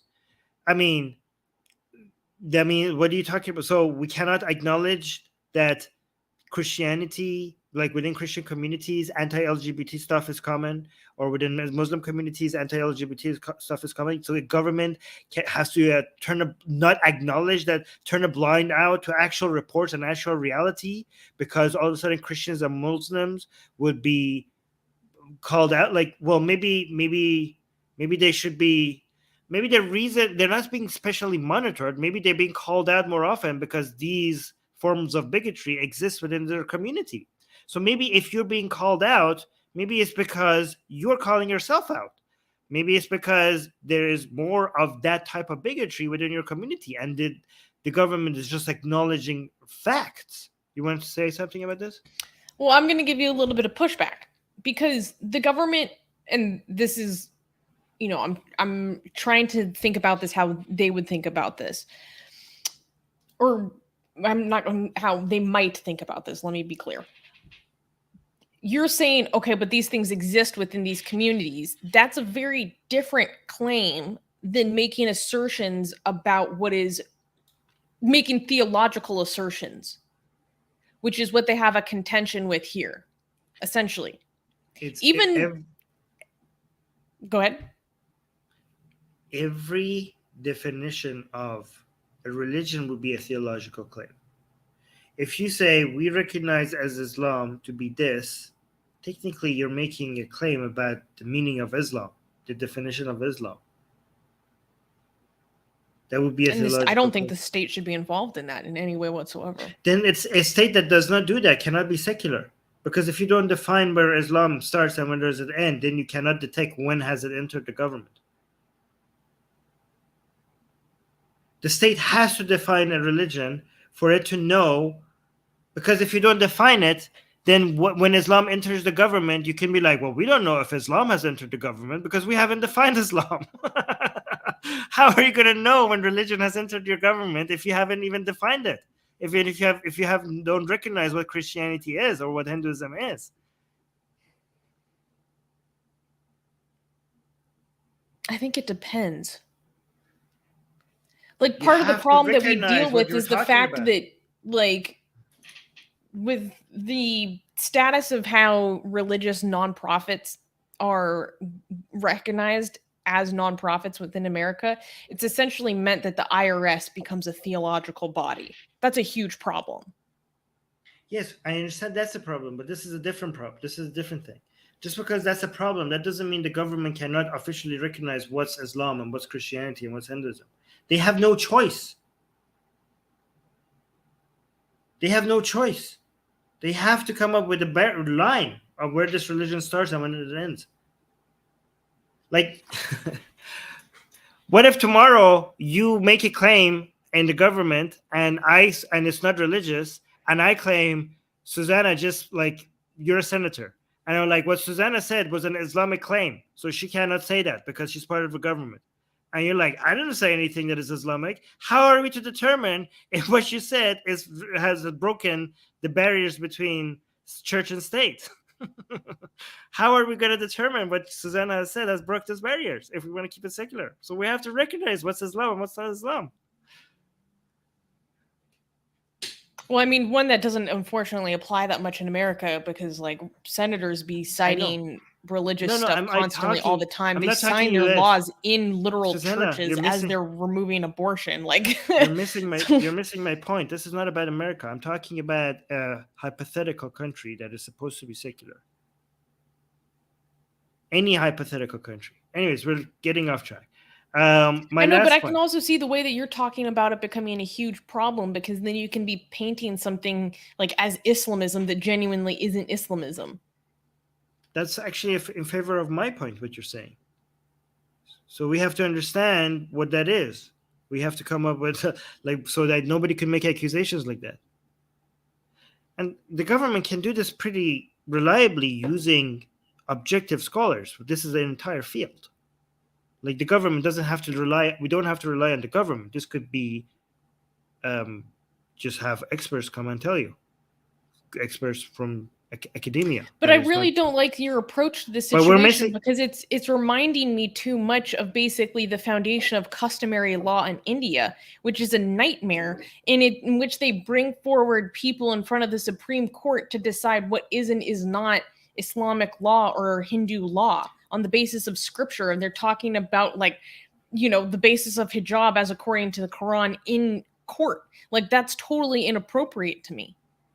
You're missing what I'm saying. Okay, what you're describing is using religion, making religious arguments for passing laws, making religious arguments in favor and against laws. What I'm describing is exactly to avoid that. Okay, what you're saying, the thing that you don't like, if we want to avoid that, we have to decide what is religion so it can't be used like that. If you want to avoid what you just described, how am I to know what you're using as a way to pass a law is religion, so I could stop it from being used like that? I have to define religion, so I could be like, hey, okay, let's say you have a senator making religious arguments in the Senate, okay? I'm like, okay, no, you can't make those arguments in the Senate about the law. Like, okay, what arguments can I make? Like religion. I'm like, what if you say like, well, these are not religious arguments? So I have to have a definition. We have to have a standardized legal definition for what's a religion, so I could stop you from doing what you just described. According to who? According to what theologian? And according to whose authority did we determine that they are legitimate enough to decide what is and is not a religious argument? That's Okay. very sketchy and questionable to me. Of course. I say the government should appeal not to religious bodies, because that would be anti-secular, but to objective scholars, academia. You don't go to the mosque and ask what's in Islam. You go to academia. That's extremely fraught. Okay. This sounds like Ibrahim Kendi's Department of Anti-Racism, where they bring in academic elite to come and decide what is and is not anti-racism. We're getting really off track here. Government and body. We're getting really off track. Okay. What I'm describing, if you could find examples of it going wrong, and Kendi is not an expert. Okay, that's not an actual expert. Okay, but people think he is. You're really going off track here, Susanna, because I need to get back to the story. Okay, what I'm describing, you cannot avoid. If you like, there's no way to be a secular country without knowing what religion is. If you can find a way, okay, like let's say you have a problem with what I'm saying. Okay, great. Tell me how you can understand when the barriers of secularism has been breached without defining what religion is. Like, give me your method then. Sorry, I'm taking you seriously. I just started laughing because Joe is saying, and here I am with no popcorn. Okay, but do you have an answer for my question? You literally, if you have a way to keep a country secular without understanding what the hell is religion, then let me know what your method is. No, do you have a model for this that exists within history currently? Because in every secular country, construction of it just is. Oh my god! Like let me ask you a question. Okay, who decided in France that hijab is part of Islam? For them to make it not allowed in public schools, because Muslims themselves don't agree on this. Okay, but somebody in French government decided that hijab is something Islamic. How did they decide that? I don't actually know, but the law isn't against hijab in specific. It's against religious symbols in children's education in general. That confirms what I'm saying. I'm just clarifying for people. Yeah, so they decided that this hijab is part of a religion, namely Islam.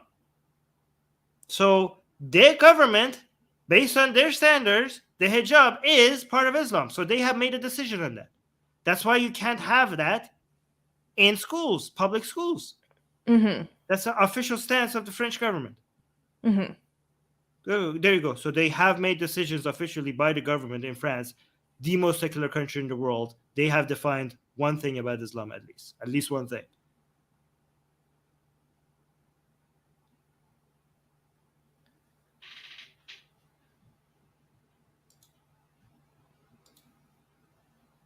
I would have to look more at how they technically defined that. Okay. Well, can I make my last point about this whole the actual news item that we're covering? Yes. Okay. The last point that they're making about how they have to define something, like they have to define the caste. Okay. it seems like they're saying that they're giving it legitimacy by identifying it. That's what they're saying, which is also nonsensical, because what you're identifying is the target. When some other people have used some metrics to target you, you recognizing the fact that they're being a target doesn't mean that you're legitimizing it. Yeah, I completely agree. Yeah.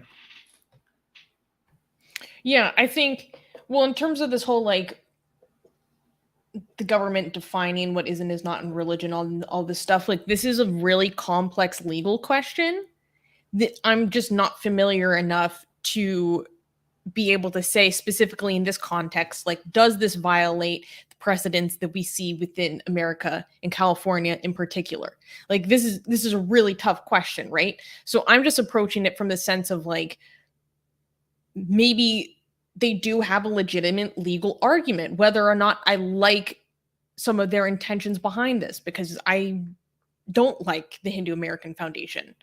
I don't like a lot of their agendas, right? But I really try to be as objective as possible. And then, like, technically, on a technicality or on a legality, they might have a point.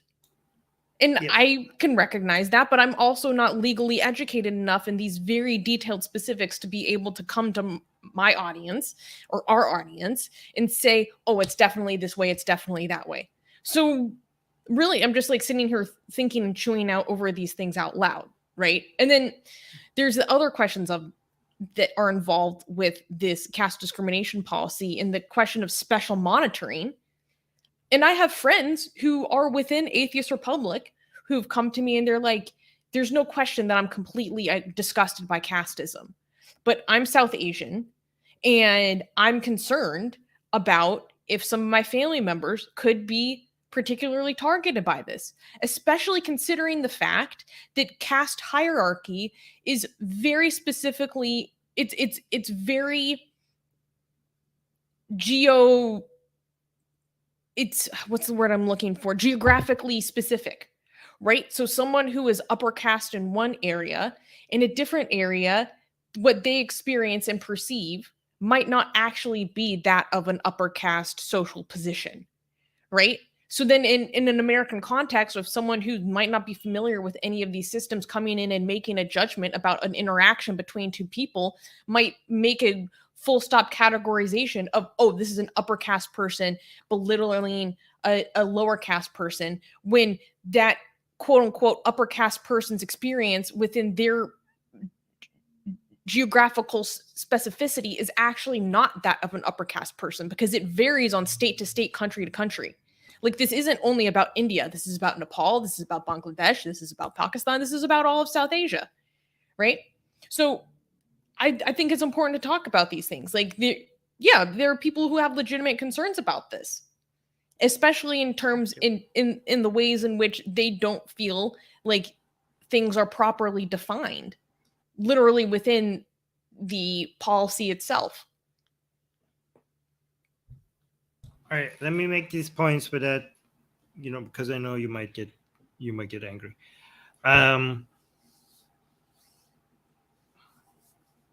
First of all, I do think that these people are hiding behind technicalities. I think so as well. Yeah, and their actual agenda is we don't want to be called out for being bigots, okay? And we want our right to discriminate, okay? And just like Christians have, like, why are you taking my freedom of bigotry? Like, that's basically what the Christians do when you challenge them. I think this is along those lines, right? Why are you challenging our rights to bigotry? With regards to the some concerns that some innocent people might be a target, that's true about every policy, and that's good to be concerned about, but that concern should make us push for executing it right, not to get rid of those laws. Anti-discrimination anti-discrimination laws are good. If people are like, oh, but this could happen, well, let's try to make sure that that doesn't happen. Let's try to make that happen less. But if you say like, oh, this bad thing could happen, that should not conclude you come to the conclusion of then let's get rid of this anti-discrimination policy or this anti-discrimination law. Okay, so yeah, be more careful with execution, but don't get rid of it. These are good things. Okay, so yeah, I agree with this. We do have a lot of comments. I want to that I start. So Yeah. should we get to that? Okay. Yeah. Okay. Friendly Hindu is saying they can bring caste discrimination law without defining Hinduism. They are only doing it with Hinduism.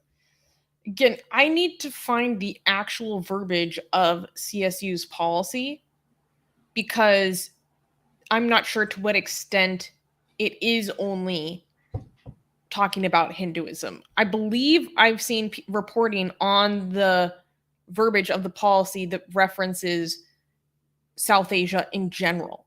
I think there is some acknowledgement that it goes beyond Hinduism, although I could be wrong. Okay, I think my understanding is that they're not claiming it's only Hinduism. Okay, there's an understanding, which is a factual understanding, that casteism exists within Hinduism. Okay? Originates from.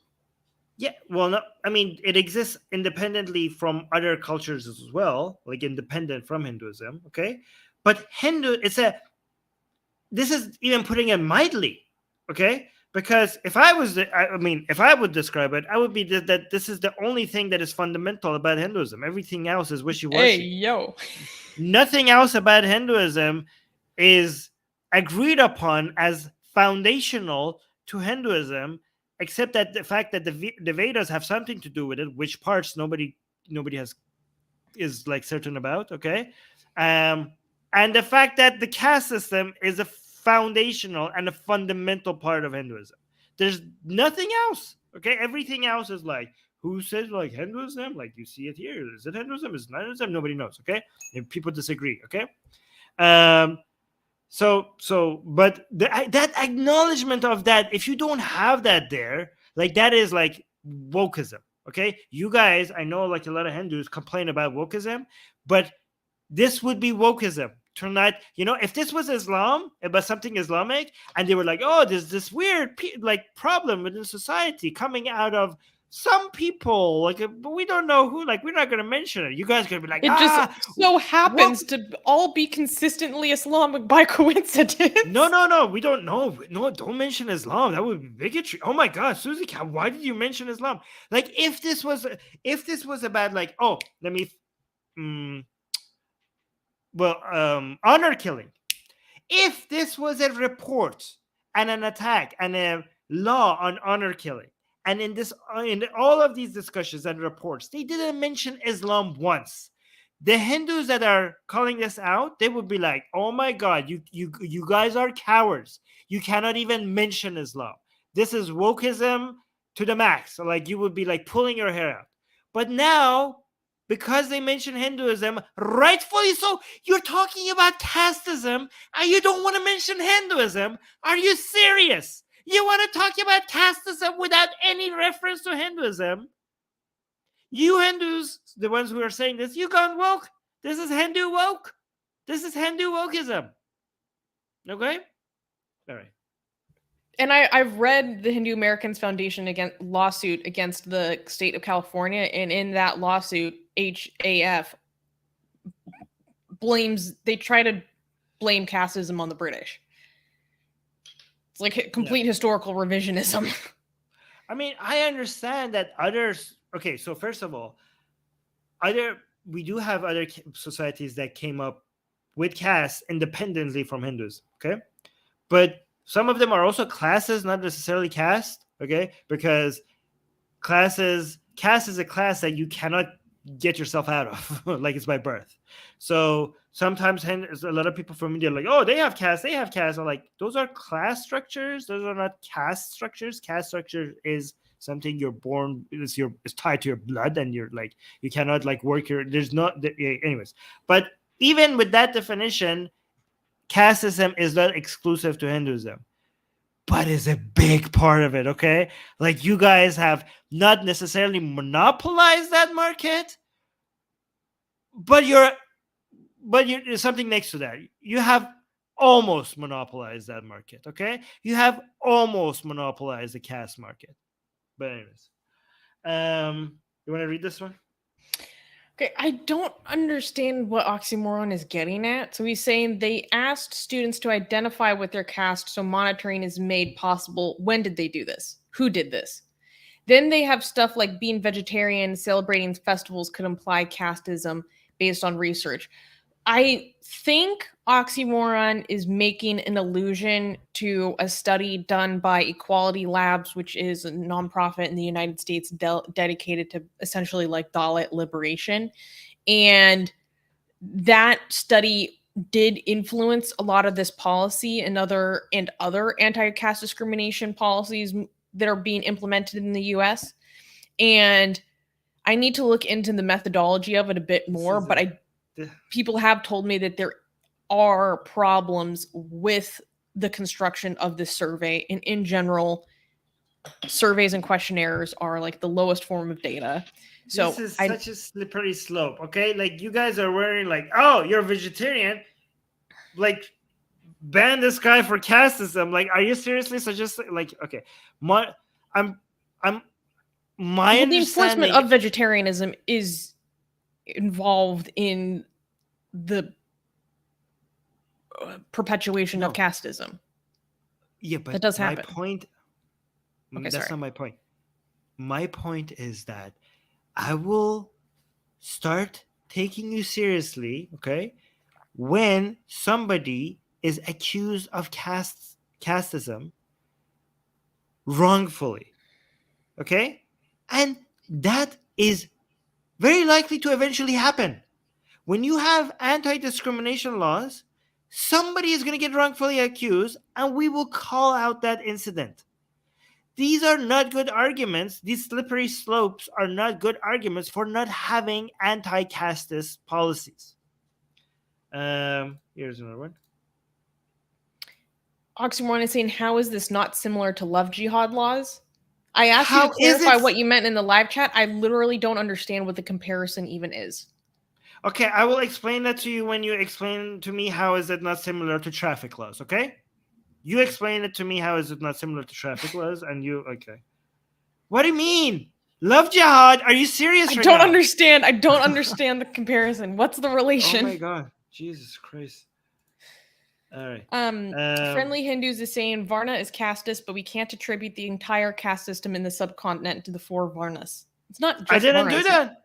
Okay, no, this is accurate. This comment is accurate, and it's coming from a friendly Hindu. Okay, see, I'm not saying it. A Hindu with a Hindu profile pic. So this guy is seriously Hindu. You see that? Seriously Hindu is saying exactly what I have been saying. Varna is casteist. Varna is the fundamental part of Hinduism, and it's casteist. But it's not exclusive to Hinduism. I agree. We have other ideologies that are casteist that haven't got their casteism from Hinduism. They became casteist independently. I've acknowledged that. Okay, so thank you for confirming this. Okay. D is saying this is getting lost in the weeds. Anti-discrimination laws are a good thing, or anti-discrimination policies are a good thing. I completely agree, D. I just think that like there are some legitimate questions to be had, and there are some understandings of what is the legal framework for these things that like I have questions about. And I completely agree with Armin. That doesn't mean that we should throw them out the window at all, unlike what other people are advocating for. We should make sure that they're better. Numan is really liking your new term of Hindu wokeism. And Mogambo is saying, Susanna, where did you get this right-wing propaganda argument about one caste being lower in one state, being higher in another? No one talking about this. It seems like a recent fabrication of the IT cell. No, this is literally a historical fact.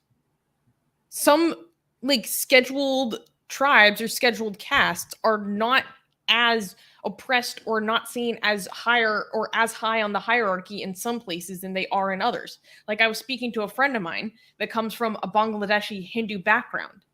And in Bangladesh, their hierarchy is different than it is in other areas. So in Bangladesh, his caste is not seen as highly as it would be in another area, in a different area of India. Like there's a huge amount of geographical variety when it comes to caste and Varna, Jati, whatever you want to call it. Okay, but the variety is subcaste.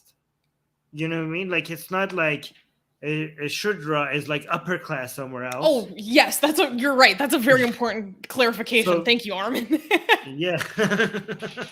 So it's not like if you're part of the lowest caste, like the Shudra, all of a sudden you move to north of India, like I'm upper class here. So it's not that mobile. It's like within a caste there are subcastes, and those goes up and down slightly within those castes. But if you're lower caste, you're lower according to Hindu dogma. You're lower caste everywhere, even outside of India, apparently. Yeah. And I mean, even if you leave your religion, even if you become a Muslim. This is historically true. This is geographically true. And it's also true in contemporary Indian law, because what the law considers as a scheduled tribe or scheduled caste has changed over the years. Like Modi, Prime Minister Modi's caste was more relatively, I'm not saying like last year, but relatively more recently updated to be scheduled tribe, meaning you get special reservations and things from the government, than scheduled caste, I meant. It was more recently updated to be included within that. So these things do change and adjust over time, like any construction of a social group changes and adjusts over time. Like Irish people in America weren't always considered white, you know? I don't know. I hope I made myself clear. Actually, that's a very good point. That's a very good point in my favor as well. Because the fact that Irish people were not considered white at some point, and now they're considered white, okay, shows that the concept of race and what is also up in the air, right?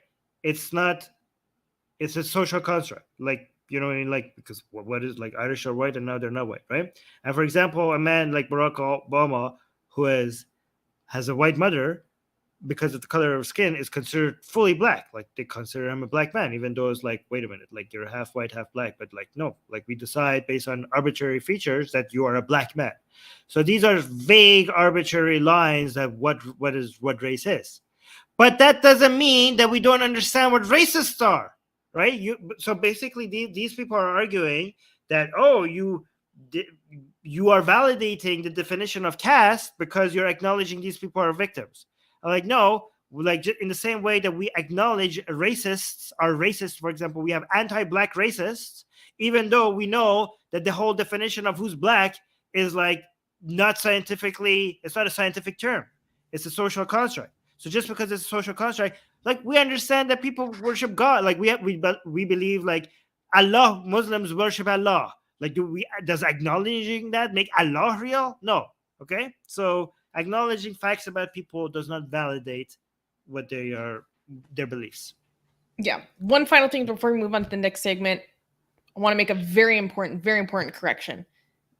My apologies. Friendly Hindu is correcting me, saying Modi is otherwise backward caste, not scheduled caste or scheduled tribes. Okay, this is a distinction in the Indian government between like the amount of programs available from people of different castes and backgrounds and so forth. I confused the systems. My apologies, but this is actually a genuinely important correction. So thank you for correcting me. How could Modi be the 10th avatar of Vishnu if he's not even a warrior class or a Brahmin? Isn't Vishnu? Wasn't Vishnu? Yeah. Like, yeah, how's that work? He can't be the 10th avatar of Vishnu. Well, you know that there are like extremists Hindutva that actually don't like Modi because he's otherwise backward caste. Yeah, I know. But Hinduism has it's just like all over the place, because there's a lot of Hindus who think he's the 10th avatar of Vishnu, but that doesn't. Yeah, it's weird. It's weird. Your religion is all over the place. It's a mess. The whole thing is a mess. Okay. Oxymoron is actually a Shudra. Look, Oxymoron is saying, I am Shudra, and we are a very, very dominant caste.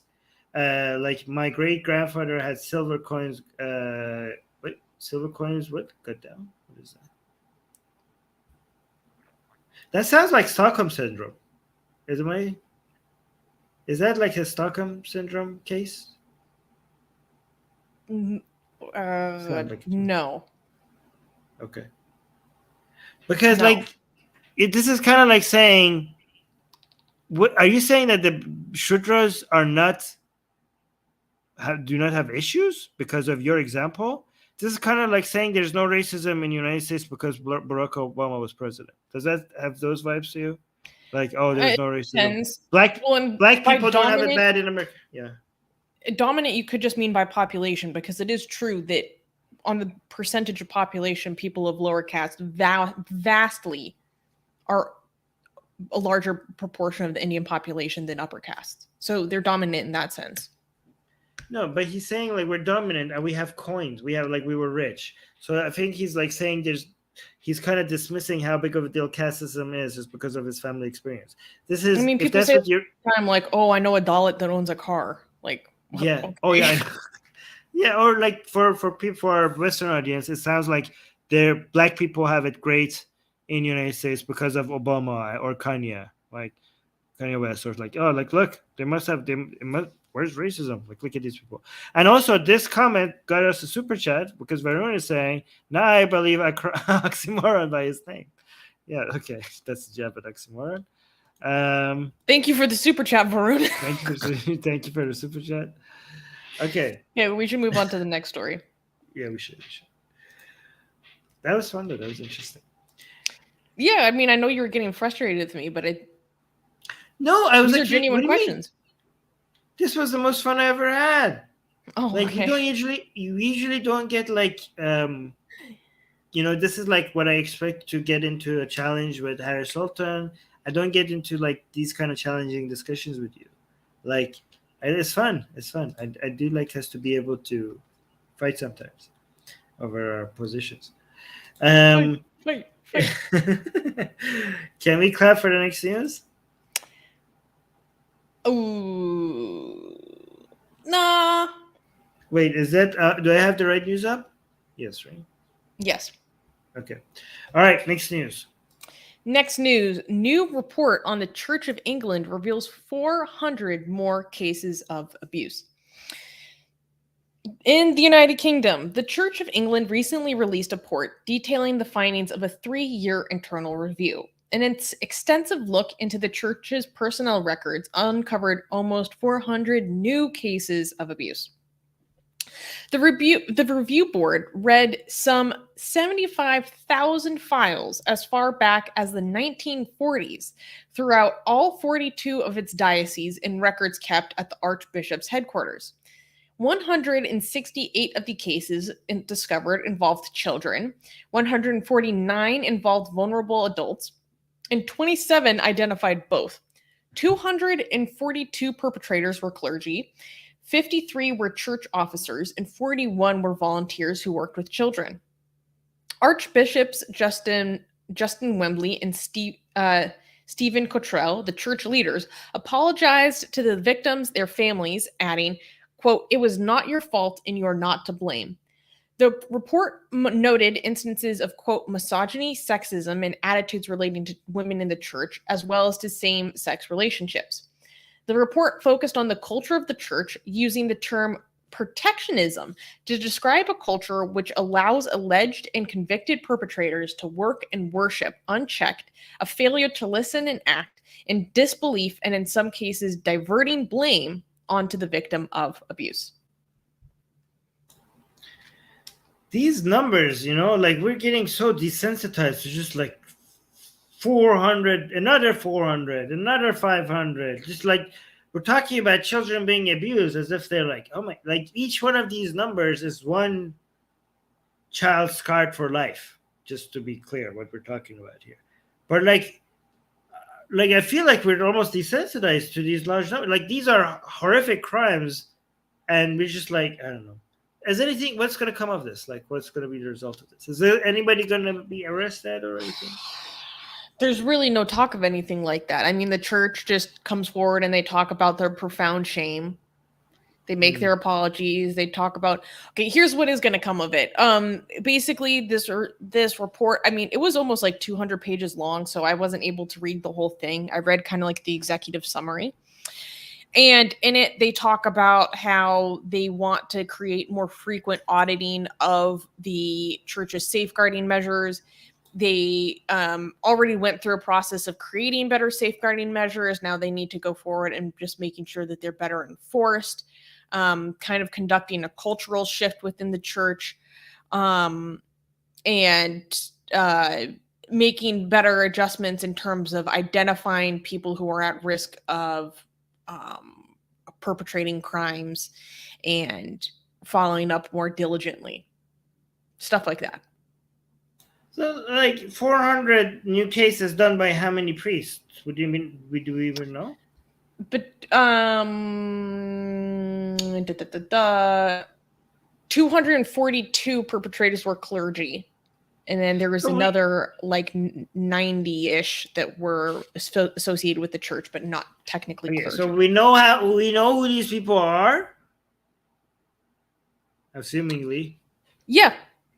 So how come there's not a wave of mass arrests? Like how come like we don't have 200 clergy? Like how come the headline is not like 200 clergy arrested for sex abuse, and they covered like a picture of like them lining up because so they were going. This is a review of like records going back to the 1940s, right? Okay. So but a lot of these people. It's not that long. I know, but a lot of people are already dead. You know. Yeah, but 1940s till now. So I'm assuming a lot of it is closer to now. Not all of it is 1940s, right? Okay, yeah. So out of these 200, isn't 100 of them alive? Honestly, I don't know. The report really did not talk about identifying people even currently in the church or how to. Can we have 20? Them. Can I have 20? Can I have 20, please? Can I get 20? I like how you're bargaining. Do we have one arrested? How about one? Do we have a report of one of them being arrested? Why? Because of the construction of this report, I don't even know if they are allowed to come forward and say, oh, this person. So this report did not talk about any specifics of any particular instance. It did not detail what happened between one adult and one child, for example. Okay. There was no detailing of that. There was no naming of victims or perpetrators. So maybe behind the scenes, they're doing things and turning over things to authorities, but that was not discussed within this report or what I read of this report or any of the reporting on this either. I understand that. But my assumption is that if a report like this is capable of happening, like you could identify the fact that these priests did these things, right? That means that whoever was behind this report has access to, there's information out there for a report like this to be made possible. If that information is possible, like out there, then there's also enough information to figure out for a police report, not just like a report. You know what I mean? So, I mean, the police should also know this. If these statisticians, who is doing this? The church. This was done through basically people who were like a third party that was hired by the Church of England. Okay, if that third party can get access to this information, I'm sure detectives can as well. So this is not like a puzzle that you have to solve. So if this information is out there, how come these people? Okay, I don't know. I don't give up. You know what? Just whatever. Oh, Armin just throws his hands up. By the way, I want to acknowledge that this guy has I completely around his neck. I understand your frustration. Is that okay? What is that? Is that like okay? I think this is. What are you talking about? What are you talking about? This guy has like a cartoon character hanging around his neck to lure in children. No, those are jewels. It looks like a smiling cartoon face.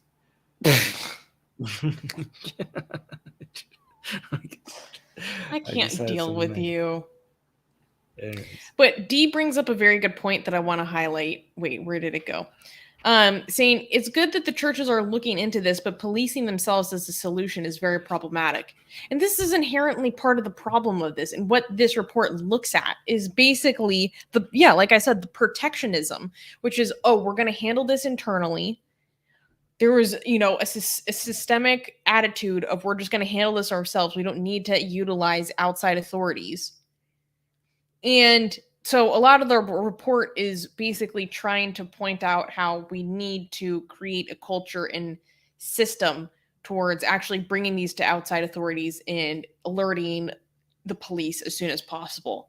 But within institutions like this, self-policing is inherently going to be a problem. So this report, like people like, okay, so D, I don't think it's good. I don't think you can say it's good that churches are looking into this. No, because this is an attempt to not do what you're supposed to do, and that is just letting in the police. Okay, they're like, hey, come clean up our mess. This is what they're doing is in replacement of that. Okay? This is you like, oh my God, we have reports here. Police, come investigate. Bring in, you don't need a third party to come investigate and for you to release a report. You need to be calling the police and say like, hey, we need detectives here. We have criminals within our buildings doing criminal stuff. Come arrest them. And that's what you need to do. What they're doing is in replacement of that as a way to save face to the public. And you shouldn't fall for it. I think it's in addition to. No, it's not in addition to. If anything, they have been trying everywhere to make sure that they have this confidentiality, and like they want to make sure that they report less. They're like, this is between us and God. Mind your own goddamn business. If any time they have police has been involved, they have been dragged kicking and screaming. They have never voluntarily gone to the police. Oh, well, okay, yes, I know what you're referring to. That's a bigger problem within the Catholic Church because the confession is a holy sacrament. Okay. So they're trying to have that not be a system of mandated reporting. But that construction is a little bit different within the Anglican faith. Sure. But I mean, I'm not trying to quibble. I know what you're getting at. That's fair. And also D is saying, well, the first report says no instances of abuse or cover-up. Yeah, so this second report that just came out is actually the second in a series of reports. So there was one that happened between like 2006 to 2007 that came out, and I think it only identified like 13 instances of abuse. And then there were people that had a lot of problems with how that report was conducted, and so they conducted this report, and then the results of this report came out. Okay, fine. I acknowledge progress then. See, I am capable of not being dogmatic. I appreciate that. And okay, I know that you're like, no, just invite in the police and let them do their detective work. That's that. I completely agree. But I want helicopters and like the feds dropping. Okay, it might not be as sexy as all that drama. Okay, but as an institution, what they can do, a legitimate internal audit, which they did conduct, which is like, how can we have better safeguarding? What policies do we need to institute better? That's different than a criminal investigation. And that is something that an institution should conduct as an auditing measure. Okay. I'm just trying to understand what's going on here. What I'm trying to do is understand why the feds are not busting down these doors. Was the subtext of what you're saying? Yes. Okay, so we have a super chat that is related to the last news, but it came in while we were doing this news, so I'm going to highlight it now. What you could address that while I get the next news going.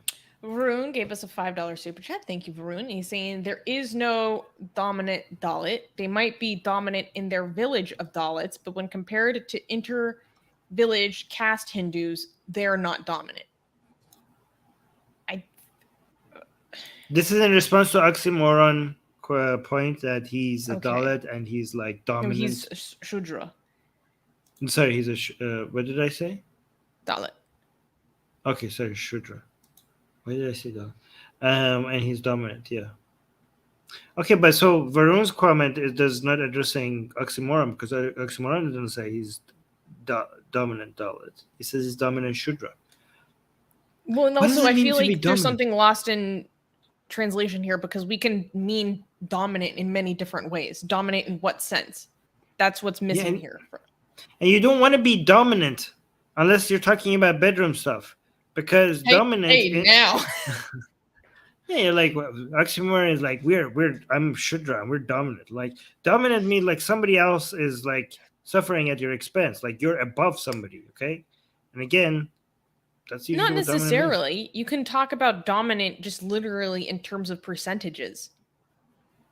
Who is the larger group? That's the more dominant group. Predominant, okay. predominant, But the more predominant group. No, but given normal. what he said after, I think what he meant what I said. I agree. Maybe he just thinks that the Shudra there's a kink that a lot of Shudras. Oh no. Maybe before you even finished your sentence, I was like, oh no, where's this headed? Maybe Shudras share a lot more than just their caste. Maybe they just like to be dominant in the bedroom. Maybe they're doms. Are Shudras doms? Oh my. Wait, if Shudras are doms and Brahmins are subs, maybe we could end the caste system by acknowledging that there's a complementary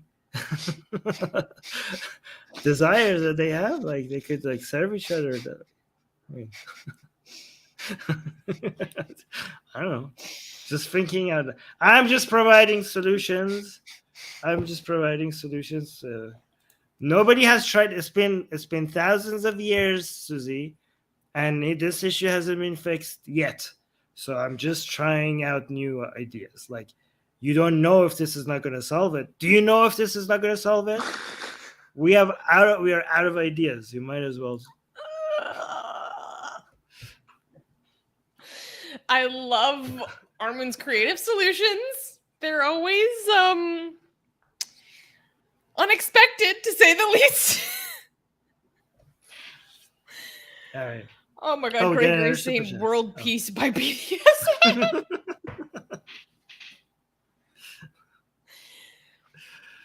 You're so deranged. There are some other things I want to say. I think it would get our channel banned. Varun is saying if Dalits and Shudras were dominant, had political power, we would have no problem to solve in India in a traditional Hindu society. India. I mean, there will be some problems, but there would be a lot of problems, but it would be a lot better problem. Yep. Okay. Thank you for another super chat, Varun. Thank you. Yeah, you've been very generous for this, Varun. Like that's a lot of super chats today. Thank you. Okay, can we clap for the next news? Sure. Oh, India again. All right. Next news. Indian man arrested for insulting the Prophet Muhammad. On October 12th, Jai Prakash Mohanty was arrested in Uttarakhand, India, for social media posts insulting the Prophet Muhammad. Mohanty was arrested by Nalgan police after receiving a written complaint about his Facebook posts. According to the police, quote, evidence was found of controversial posts made by Mohanty on Facebook slandering not only the Prophet Muhammad, but gods of other religions too. He has been booked under 3 sections of the Indian Penal Code and the Information Technology Act. According to the Brookings Institute, Islamic countries are most notable for violence and arrests for Facebook posts over the last decade include Bangladesh, Egypt, Indonesia, Iran, Tunisia, United Arab Emirates, and Pakistan. Russia tops the list of non-Islamic countries that criminalize online blasphemy, followed by India and Myanmar. So I wanted to talk about this because, one, I think, obviously on this channel, we think it's patently absurd that anyone would be arrested for insulting the Prophet Muhammad. Duh. Okay, that's obviously the stance that we take on this channel. But 2, given the context of all the stuff going on in India, I just find it kind of fascinating that people are getting arrested for insulting the Prophet Muhammad. I mean, there might, in some ways, it could. What did you say? it's such a shit show. It's so miserable. Like we are like people are like discriminating against Muslims and arresting people for blaspheming their prophets. Like it's just like it's you guys, India, amazing. Like the worst of all sides, the worst of every side, basically. You just go to the extreme on your anti-Muslim bigotry and also submitting to Islamic values. You somehow managed to figure out Exactly. the worst of both positions. Both the oh my god. It's that's a very good point, Armin. Like, how do you manage to accomplish both? In a way, it is kind of its own bizarre um it's its own bizarre accomplishment, because it's how do you manage to do both? Selva Kumar is saying arrest in Hindu land against blasphemy against Muhammad. The other thing that I find really funny about this, that I think is important to mention, is that so one of the areas of the penal code that this guy was arrested under is IPC number 295A, which is the area of the penal code that we have had levied against us, Armin. And what's interesting about this is I think that this is... Let people know. People don't know. Me and Susanna have had these police reports filed against us in India, and we've been taken to court in India for stuff like this. So Yes. just for people who are new here. But yeah, go on. And so this area of the penal code is so problematic because last week we talked about how there was a mosque in India where like 200 people stormed the mosque and started beating people up because of like a conspiracy that they were doing an expansion of the mosque. And the people who were arrested in that case were booked under the same area of the penal code. They were booked under 295A, and they were also booked for other things. But one of the things that they were booked for was 295A. This guy was booked under 295A. I think it's such a problem that this area of the penal code is so broad that it can cover both someone making a Facebook post and someone who barges into a religious building and starts assaulting people. Like, that's a very poorly defined area of the penal code if it can cover both. I don't know what you're talking about. They're the exact same thing. Yeah.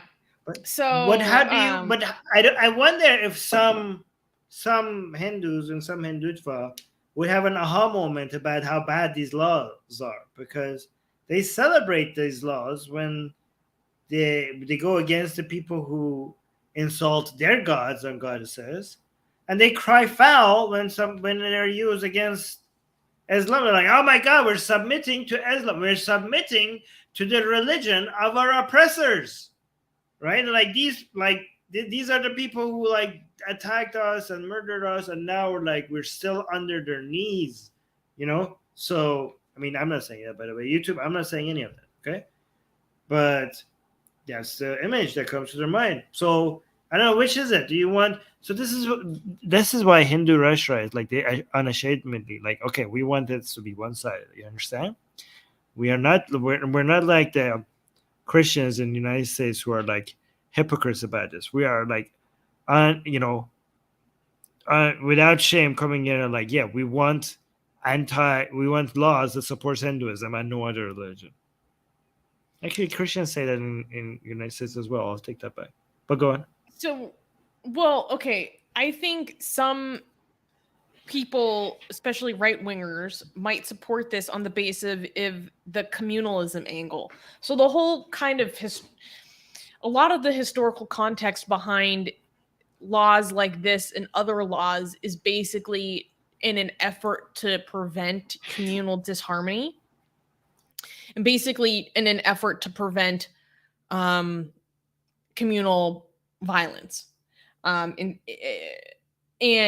so I can imagine right-wing people could be supporting this on that level, because when they're extremely communal and tribal and they can also utilize that logic for their own purposes. That is true. You're correct. There are some Hindutva who actually support this. Okay, they're like, yes, let's not insult Prophet Muhammad, because they know that they don't want their gods and goddesses to be insulted as well. They're like, yeah, sure, whatever. Throw these people in the jail. In jail. But actually, this is a very Islamic argument that they have, because the Quran says, like, don't insult other people's religion. Yeah, the Quran says don't insult other people's religions, because if they do, they might insult Allah. So this is very interesting. But what do you think? Let's actually, Susanna, let's try to challenge ourselves, okay? What if, like, ideally, it's a good idea that people have free speech, okay? But we have to understand that not every country is ready for it.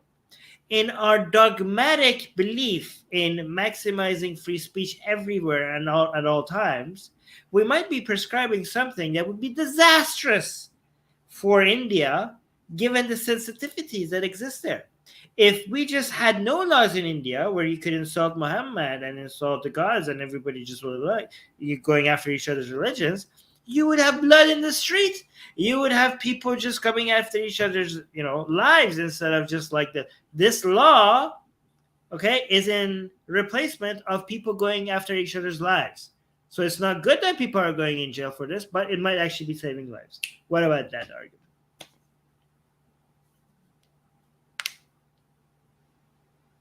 Oh, that was a good argument. Hey, you have to think about it. So I did a good devil's advocate. Well, especially when you're talking about historical context, like there's a whole reason why we have these things. There's like the way that, like, for example, like personal law, Hindu personal law, Muslim personal law, Parsi personal law, all this stuff in India, like, exists today. In a vacuum, it doesn't make sense, but for what it was trying to address at the time in historical context, it makes sense why they would create it. Does it still fit today? That's a conversation that is being had within India.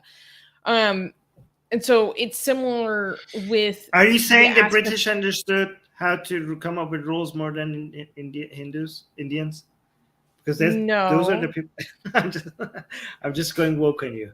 Like, this is like, yeah, Susanna is confirming that white people are more capable of coming up with laws for India than Indians themselves. Wait, no, that'd be like the reverse woke, because you're ascribing the superiority to the imperialists. No, I'm as a woke, I'm calling you out on it. I'm being woke by calling you out.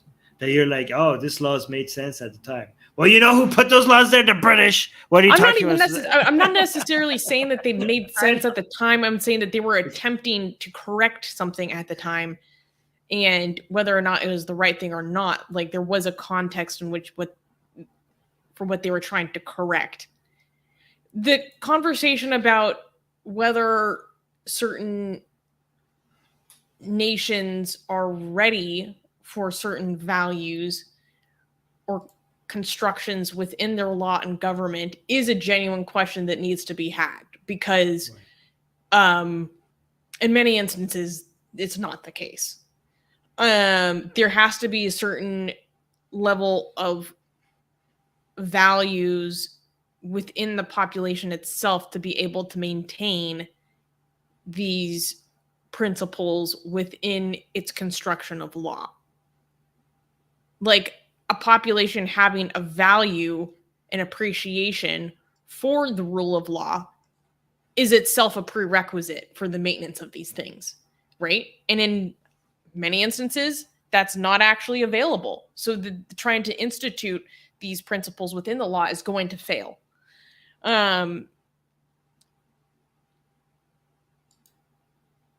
It's tough because within this instance, the problem is that, okay, maybe in India, there are instances of people actually going after people's lives over this stuff. That's a fact.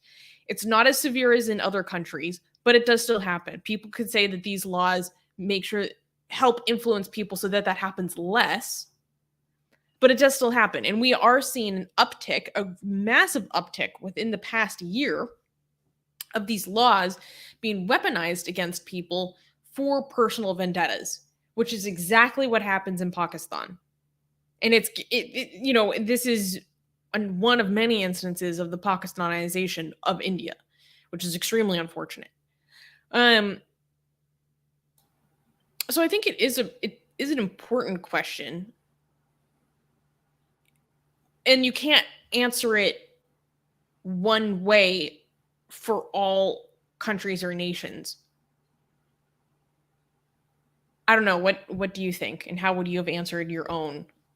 Oh, Proposition. easy, so easy. Okay, let me give you a trick. Okay, when it comes to complicated questions like this. Okay, I don't know.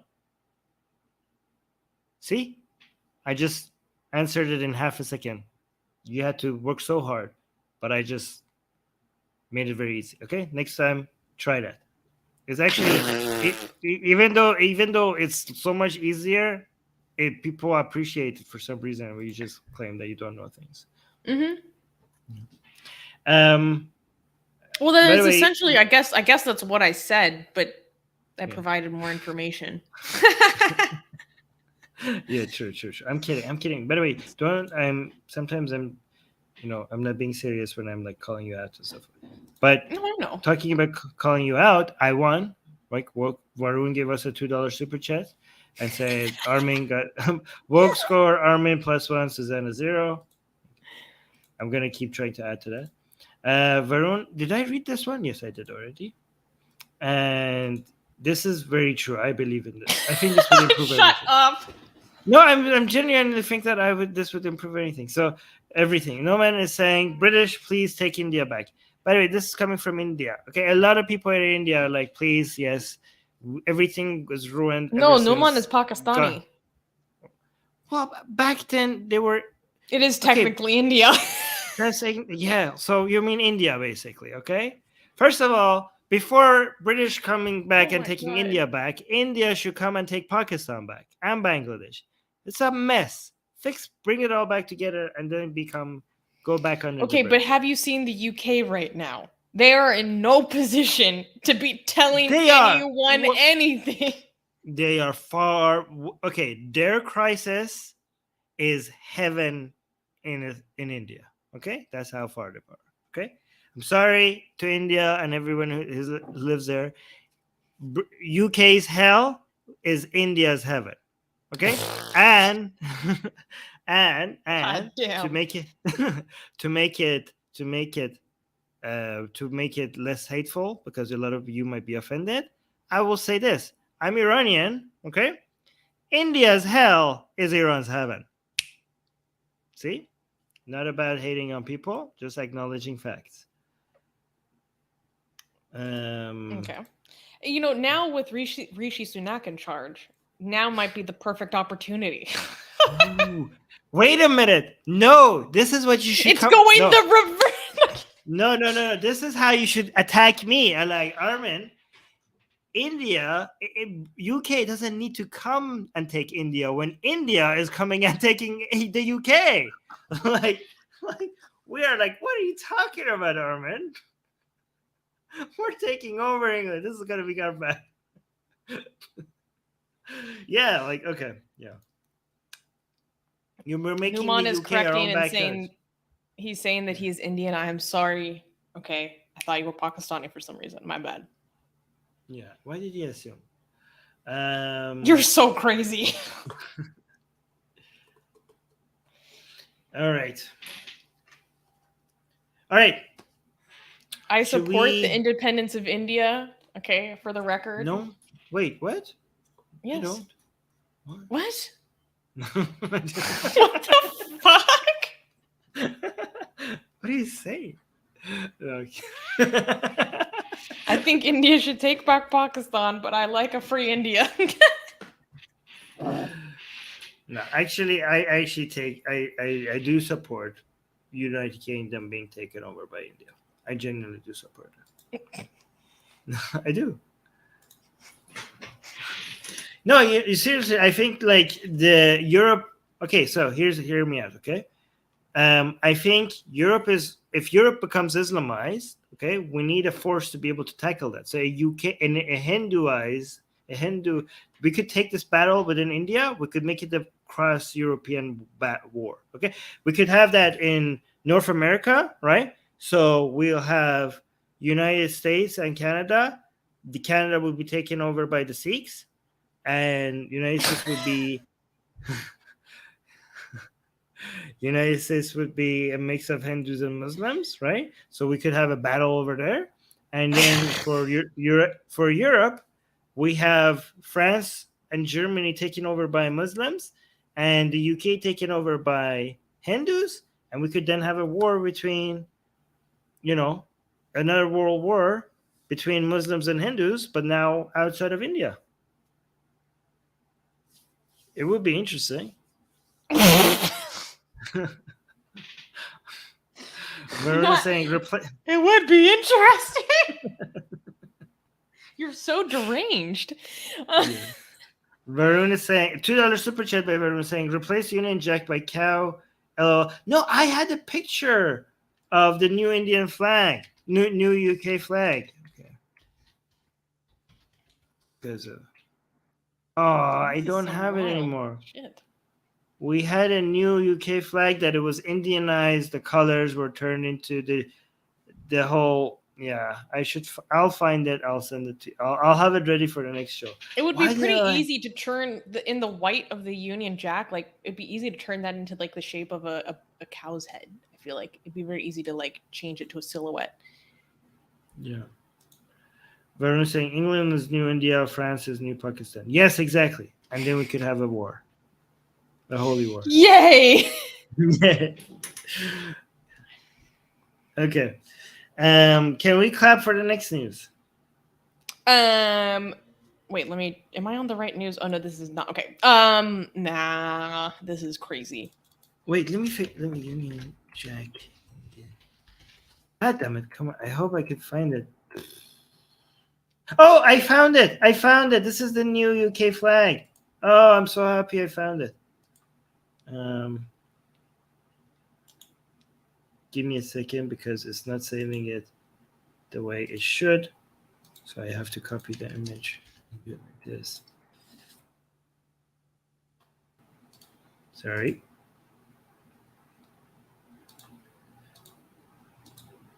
Okay. Look.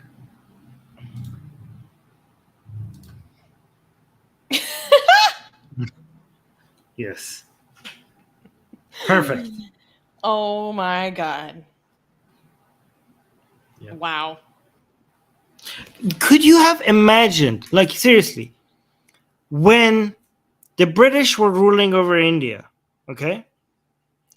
And you said one day the prime minister of the UK would be an Indian man. Okay, people will slap you. You're like, people will slap you. We're like, what are you talking about? Right? Oh, people hate it. Like, yeah, Maximilian doesn't like it. Is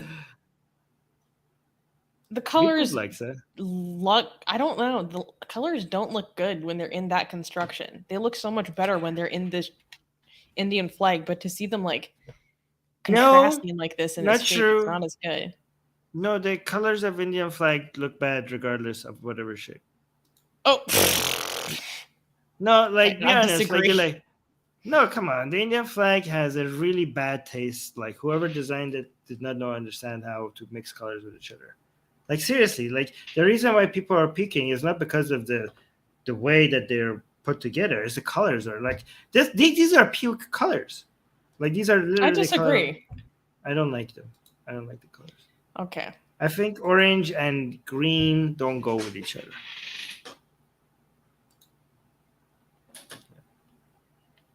We're making new fans here today.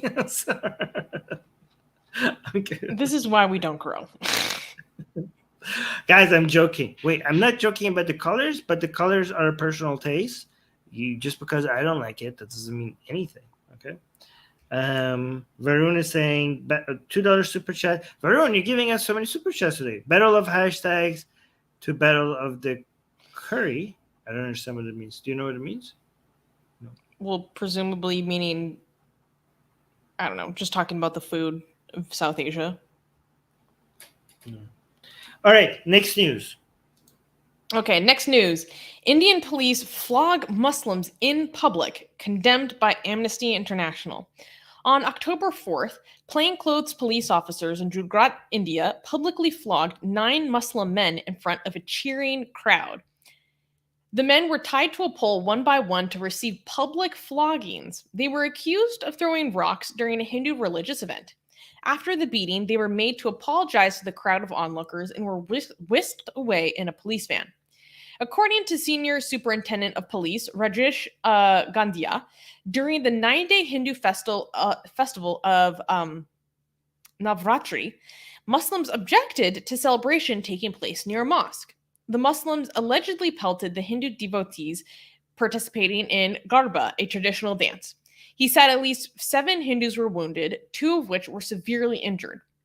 BJP General Secretary Pradeep Singh Vaghela, I'm sorry about my pronunciation, congratulated the police, saying the action taken by the police was absolutely right. In the future also, if such things happen, then the police should act similarly. Amnesty International has called the incident a human rights violation, showing, quote, utter disrespect for the law. So here we have a video of the incident. Can we even show that on YouTube? Like, it's a violent beating of the person. I mean, it's way less severe than the stuff you show from Iran. Okay, I heard you could show it if you're providing context. So YouTube, this is like we're covering news. Warning to everybody, graphic content.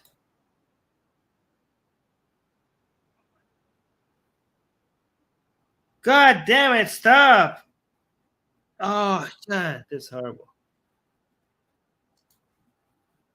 What the hell? Oh, God damn it! Like, these people seem to be enjoying doing it. What? Are these people cheering this beating? What the hell? These people are cheering it. What is this? Hold on. I can't believe this.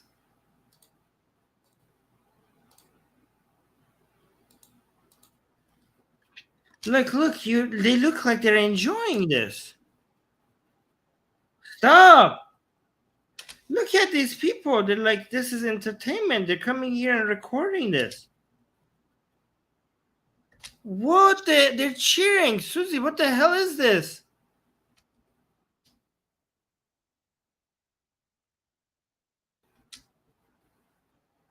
Oh my god. Like, oh yeah, like, go away. You're blocking this entertainment. You're blocking the camera. What the fuck? Look at this. What? Why are they cheering this? I am horrified. What is... I am so horrified. What do you guys think about this? So this is like crazy for so many reasons.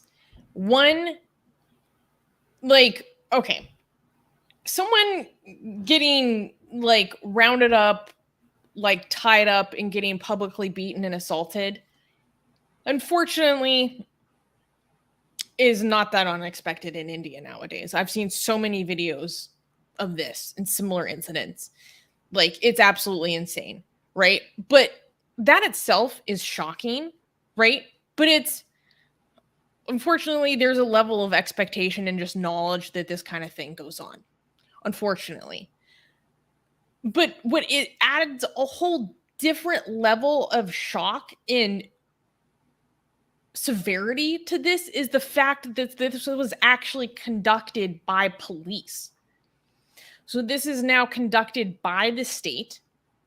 This is a form of like vigilante and mob justice that is done by the state, and it's like a conflation of or merging of Hindutva, like Bajrang Dal style gang vigilantism, but merged with the actual state's supposed monopolization on the use of violence, right? So this is of huge concern.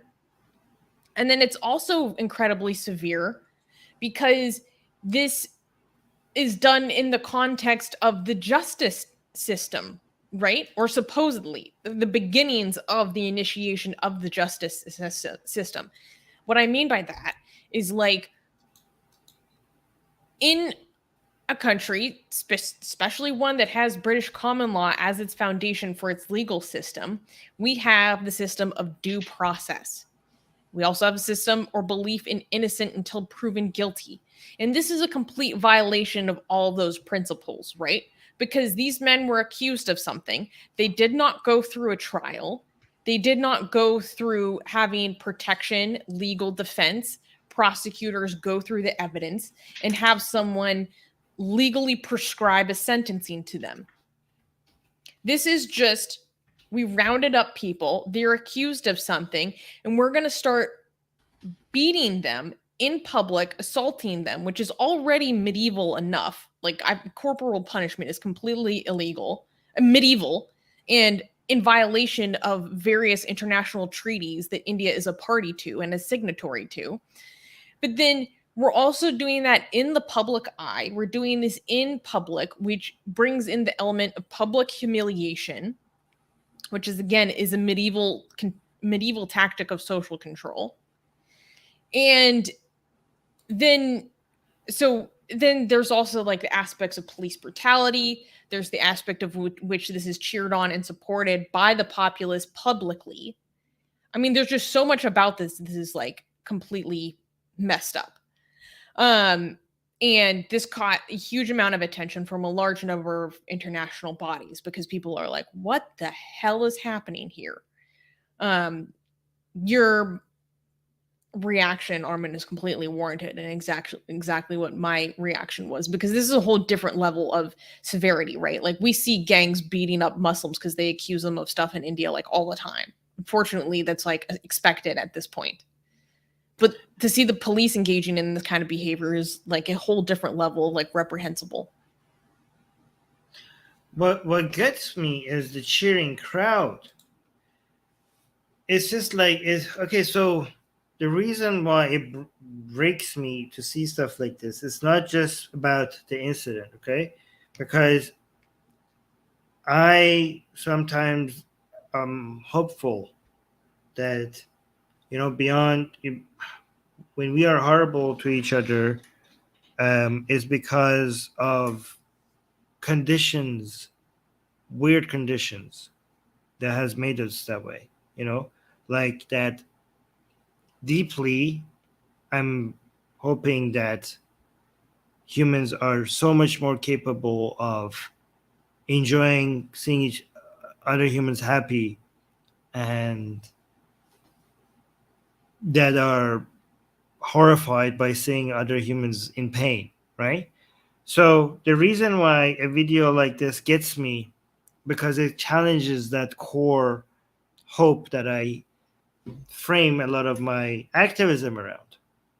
That it just like chips away a little bit of that. Like, because I don't have much hope for people being smart, okay, or intelligent or educated. So I don't rely on that becoming a thing for most people being smart or intelligent for many years, okay? So what I rest my entire activism on is not people's intelligence, but people's sense of sympathy and desire for kindness, right? And I think like deep within most of us, there's an urge to satisfy that desire of seeing other people happy and taking people out of misery. So a video like this really gets to me, because when I see a crowd cheering somebody in pain, is just like, I don't know, it's a night. This is nightmare to me. The cheering crowd is nightmare. It's a nightmare. I don't know how else to explain. I completely agree. I think it's so crazy. Like, most people acknowledge that the punishments as prescribed by Islam are medieval and utterly barbaric, right? But this instance is actually worse than what's prescribed within Islam. In Islam, it happens in the context of someone actually being tried, having witnesses found guilty, and sometimes an opportunity to repent. Like, this is done completely without trial, any form of procedure of law. This is just like as mob mentality, tribalistic as you can get. It's so crazy, like, not to, I'm about to have a real American moment, forgive me.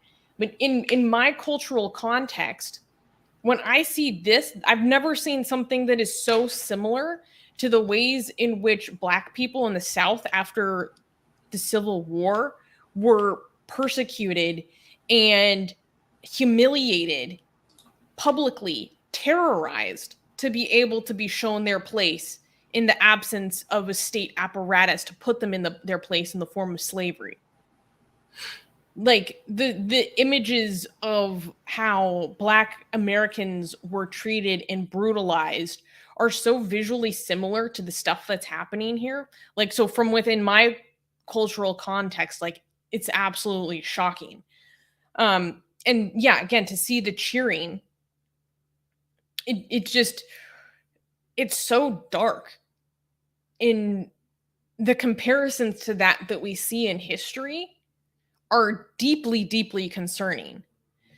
Not to mention the fact that this happens in Jugrat, and I know I can't pronounce it right, okay? But in the context of this state in particular, there was essentially a pogrom that happened in 2002, which killed like 2,000 people, most of whom are Muslims. And so where this is happening in terms of geolocation is also extremely important because of the history of what goes on in this area. Varun gave us a few super chats. Yeah, there's a couple of super chats, and then one is from the previous news. Okay. But I'm gonna start the ones that start for this news, and then after the news is finished, we're gonna highlight the ones from the previous. Okay, so Varun gave us a bunch of $2 super chats. So I'm going to read them. So this is from Varun saying, Armin, this is how we roll in India. Muslim hate. Jugrat is number one in Muslim hatred, Muslim hatredry. If they were Brahmin, they wouldn't be beaten up like this. Your caste affords you a certain type of due process. So those are the attitudes of Varun. And that's a lot of super chats. Thank you, Varun. Yeah, thank you for the support. And Arjun also gave a 400 rupee super chat. Thank you, Arjun. Saying, I don't ever want these atheist conversations to end. The more people are disillusioned from all these man-made religions, the better. Well, thank you for your support, Arjun. And I'm glad that you come here and enjoy our conversations. Okay, so this was the one from the previous news. I think you unhighlighted them because they were correcting me. Okay. All right. Thank you so much, Arjun, for the super chat. And yes, thank you so much for the kind message as well. All right. Oh, wait, what did I do? Oh my God, I'm so stupid. All right. I unhighlighted it myself again. I said something wrong in the previous news and people were correcting me. So we're done with this news, okay? But let me just go and get that correction because apparently I didn't understand this historical context of the super chat that Varun sent. I read something as hashtag, even though it was something else. No, I can't find it. Huh? I want to respond to something from D. D is saying we can't compare this to blacks in the United States. They were lynched and people actually bought their body parts as souvenirs. I'm not making a direct comparison. I'm just trying to explain, like, from my cultural context, and I'm willfully admitting that that's not what it is for everyone. But just maybe so people could get an idea of what this looks like to other people, right? That in other people's cultural context, like this is the framing that they have as a touchstone for when they see things like this, you know? And so it is definitely very different, although there are a lot of Muslim lynchings that do happen in India, but the whole construction of it and the system, the system of the terrorizing of the population is different. I do acknowledge that, but I wanted to just explain to people how this can come across to people from different cultures, different countries. Okay, this was the comment that for some stupid reason I read hashtag. I don't know why I misread this. So Varun was comparing what I said that the Battle of Hastings to the Battle of Curry and Hastings, and I misread this as hashtag. So I just wanted to, because it was. Oh, I didn't even catch that. Yeah, because it was super chat. I wanted to go back and correct it. Apologize for misreading it. Anyways, we should move on to the next news. Okay, let's remove all of this. Okay, can we clap for this one? Oh yeah, this is hilarious. Oh, finally, hilarious. Good. All right, next news. Pope Francis warns priests and nuns about the dangers of, well, I can't use the P word. I will say adult video content. Okay, adult content. On October 26th, during a convention with seminarians in the Vatican, Pope Francis talked about the dangers of digital adult content. He also said that the watching of adult content is a vice that many people have, many laymen, many laywomen, and also priests and nuns. This came after the Pope questions how the new generation of the clergy could navigate social media to change their happiness as Christians while maintaining their individuality and chastity. He warned about adult content, explaining, quote, the devil enters from there. The Pope also warned that watching adult content weakens the soul. The pure heart, the one that receives Jesus every day, cannot receive this adult information, said Pope Francis. The devil gets in that way. And I'm not just talking about criminal content like that involves the abuse of children. That is already done a great degeneration. But adult content that is a little, quote unquote, normal. Adult content is seen as an offense against the chastity according to the church teachings. Nuns and priests within the Catholic Church are mandated to live celibate lives. So what do you think about the Pope talking about nuns and priests watching adult video content? I find it very exciting to think about nuns watching adult content. For some reason, I have developed a new kink as I was imagining it during the past few 30 seconds. I now have a new fetish, and that is nuns masturbating to adult content. Thank you, Susanna. You have introduced me to a kink that I didn't know I have. Yeah, fantasy, you're welcome. Yeah, and I'm assuming it must be a real thing that is happening, or else the Pope wouldn't be warning the nuns about it. I would imagine so. I mean, yeah. Do you think they have like monitoring software on the Wi-Fi of different convents and dioceses, so they like monitor when someone's gonna go like watch hentai or something? They're like, oh, we caught you red-handed. I see what's going through these IP addresses. I don't know, but I imagine whoever is in charge of monitoring other priests or none is going to eventually give in to what they're seeing themselves and be consumed by it as well. Because, I can see how nuns and priests are. I think I understand that adult content is actually very problematic for nuns and priests, okay? Because imagine not having any sexual interaction and then being exposed to porn. Oh, I said the word. Adult content, I mean. Okay? But that would be devastating. That would destroy your brain, wouldn't it? Like, oh my God, I mean, the sexual frustration would be on a whole different level. Yeah, I feel like maybe otherwise you would be repressed, but like you wouldn't be confronted with it maybe as much, but then to be exposed to that kind of content, it would remind you of like what you cannot have. Yeah. So that might Now make it worse. imagine the sexual frustration of celibacy, and then you add adult content on top of that. That is a hell right there.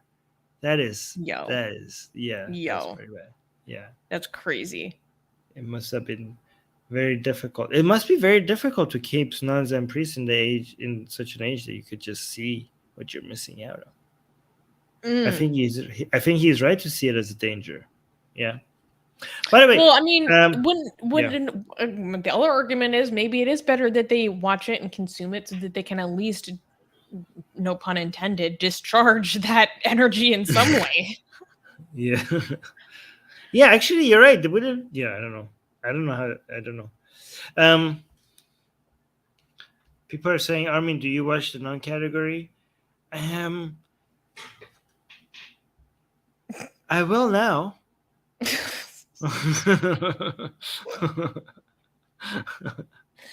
People have like this super sexy image of nuns. I have literally never met or seen That's my in real life problem. an attractive nun. No, Ever. okay, so no, okay, so this is what I want from the non-category. I want believable costumes. Okay, I'm fine if the nun looks attractive, and most nuns. I mean, I've seen attractive nuns. I've seen attractive nuns in churches, right? But it's Really? just like, yeah, okay. The problem with adult content is just like, that's not what a nun wears. Like, It's what not. is that? It's not like, make her cute, but give her something believable. Like, I can't. It doesn't. It just is so unreal that you can't believe what you're watching. Okay, part of it has to, the story has to be believable. That's important. Um, but anyways, regarding the dangers of adult content, the danger it's important. You have to feel like this is something that is actually happening. I'm not suspending my disbelief yet. The Yeah. costumery, it needs to be more authentic. Then I can really suspend my disbelief. I can get into what I'm seeing here. Okay, this isn't. Okay, so the thing is that the problem with adult content is that it's so different from real world that is like, you can't. This is why amateur adult content has a lot of fans, because people are like, I can see that happening in my day-to-day life. You know what I mean? It has to be something. This is why we have a whole category called girl next door, because Yeah, you're trying to look like something that you are actually exposed to people, because if it's too unreal, this doesn't resonate. I'm it like, feels unattainable. exactly. um Oh yeah. Regarding the dangers of it, what do you think, Susanna, about the dangers of adult content on normal people, not nuns and priests? Nuns and priests, they're a lost cause. Like, what? Like, you talk about dangers. You have already ruined their sexual lives. You have mentally have scarred them forever. So there's Oh no my hope god, even if saving. they leave, they're gonna be screwed. Yeah, like, oh, I mean, just danger. Like normal people raised as Catholics have a lot of stuff to unpack. yeah. Exhibit The great A.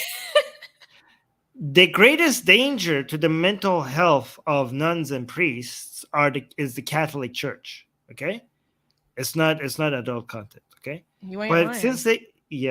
but to us normal people, do you think adult content is it's so weird saying adult content? Thanks, YouTube. Look at how cringy we sound. Um, do you think that adult content is harmful I to think it definitely can be. I think can it's addictive, and I think okay? it can definitely be very harmful.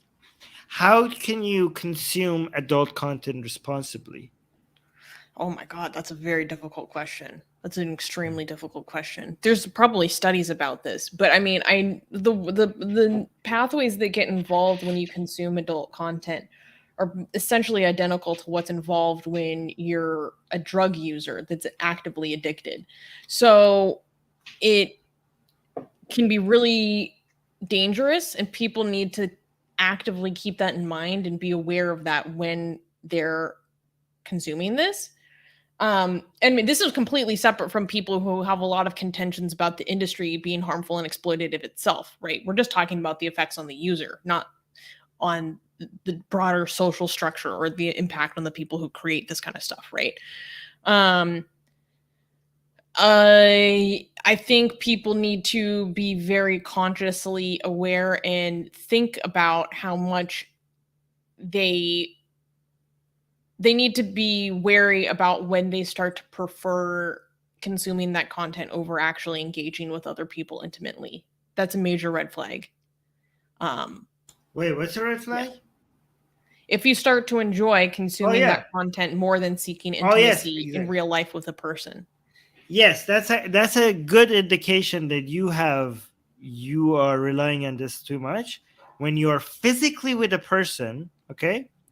If you're thinking, I wish I would have rather, because it gets there for a lot of people. Like, let's say you're actually touching another human being that you had found attractive enough for you to engage in this type of activity, okay? And then you feel like this doesn't feel as good as when I was watching adult content. Then you know you have a serious problem. But I have good news. Apparently, if you stop consuming, you're not, you're not stuck at that.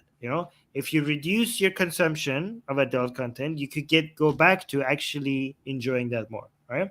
Mm-hmm. So I think the problem here is that in response to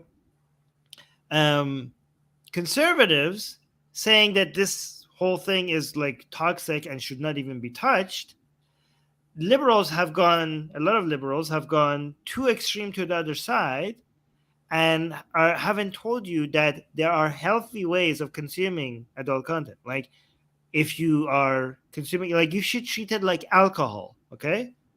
So it's not like you should never drink alcohol, okay? You don't say that to be like, unless you're an alcoholic, okay?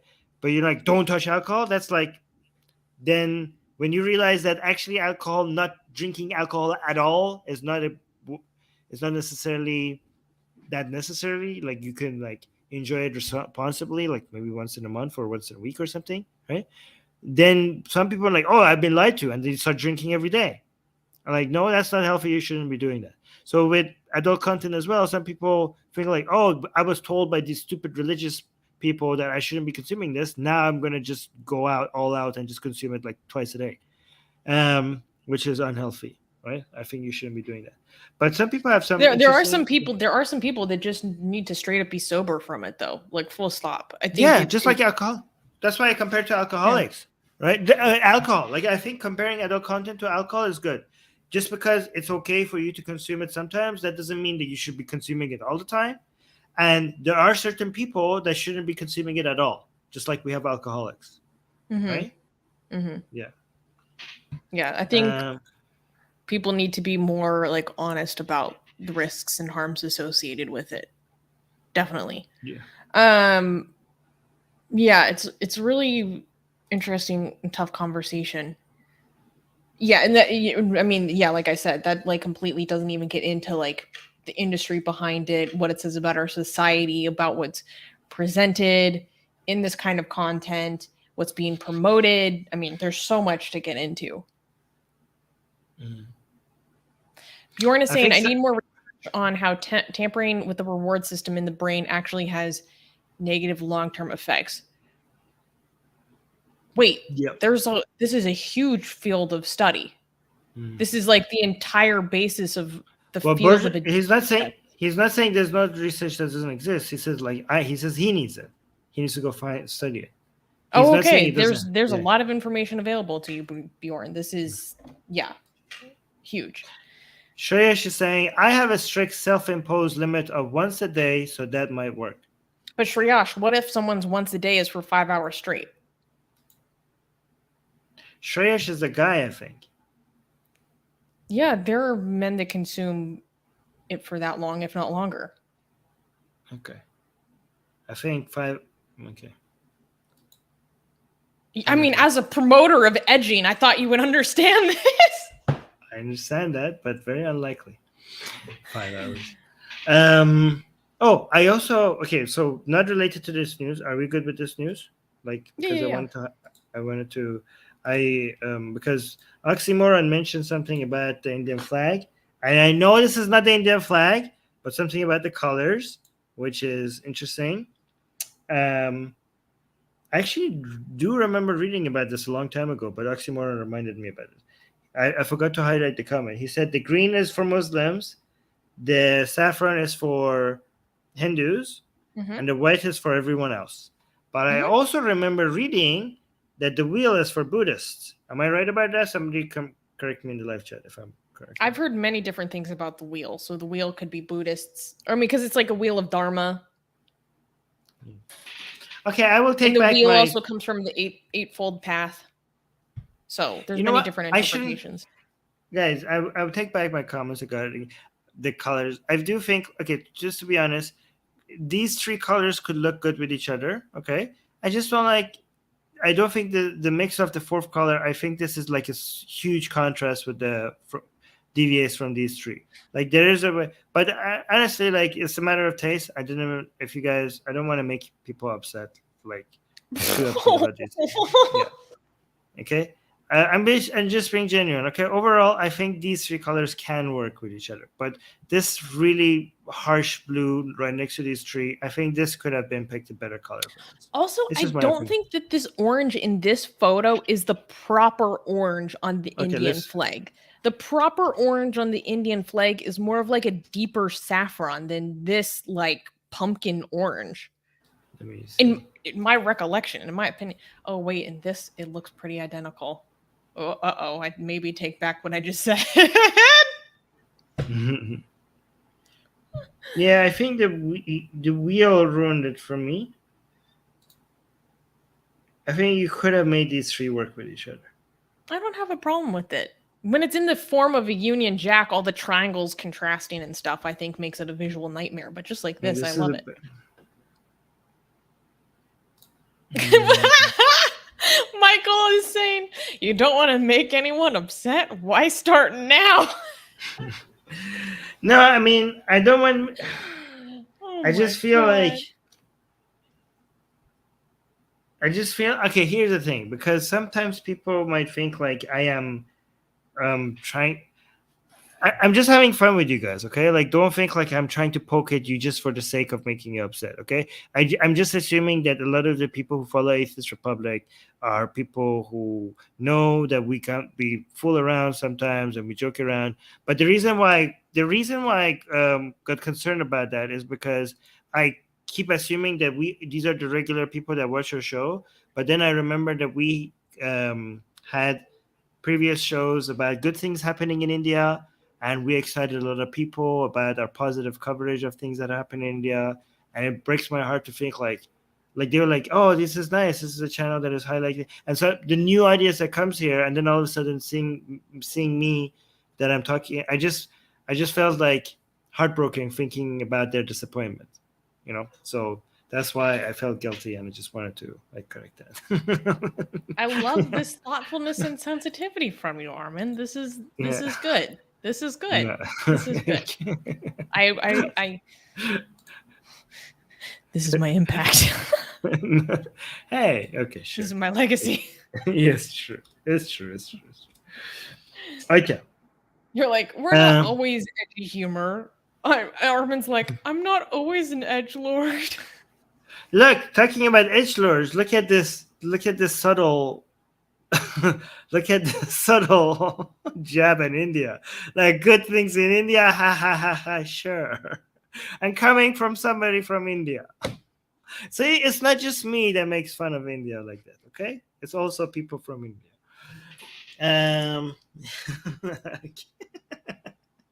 Like why can't Susie's thinking, why can't we just have why couldn't This we is just why have we this can't have nice things.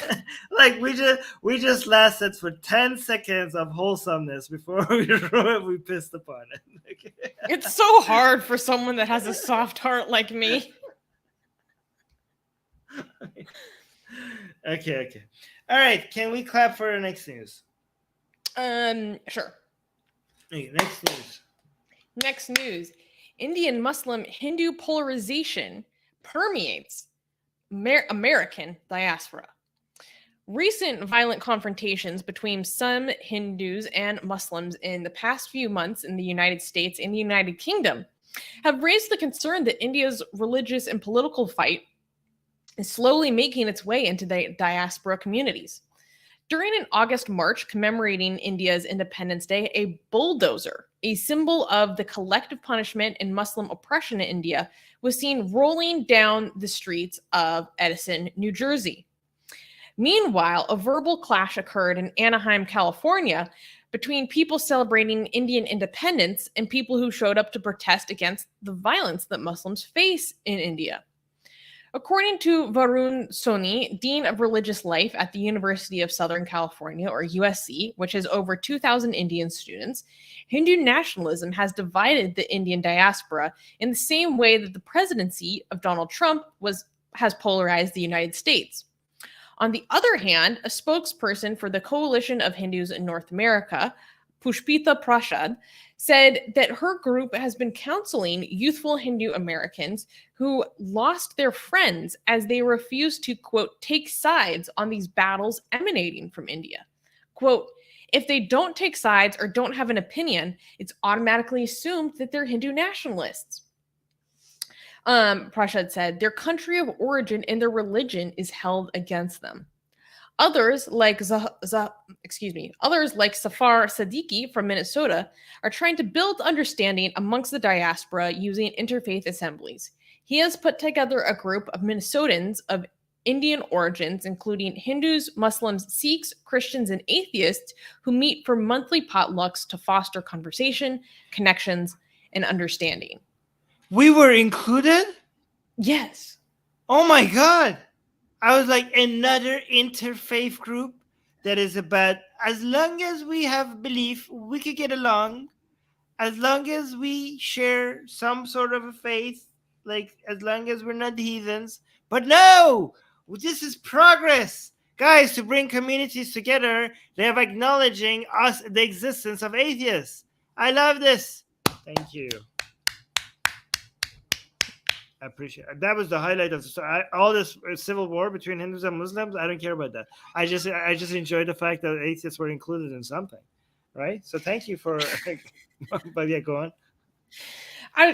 So I thought this was important to talk about because we have discussed recently a lot of the communal violence that happened in, how do you pronounce it? Leicester in the United Kingdom.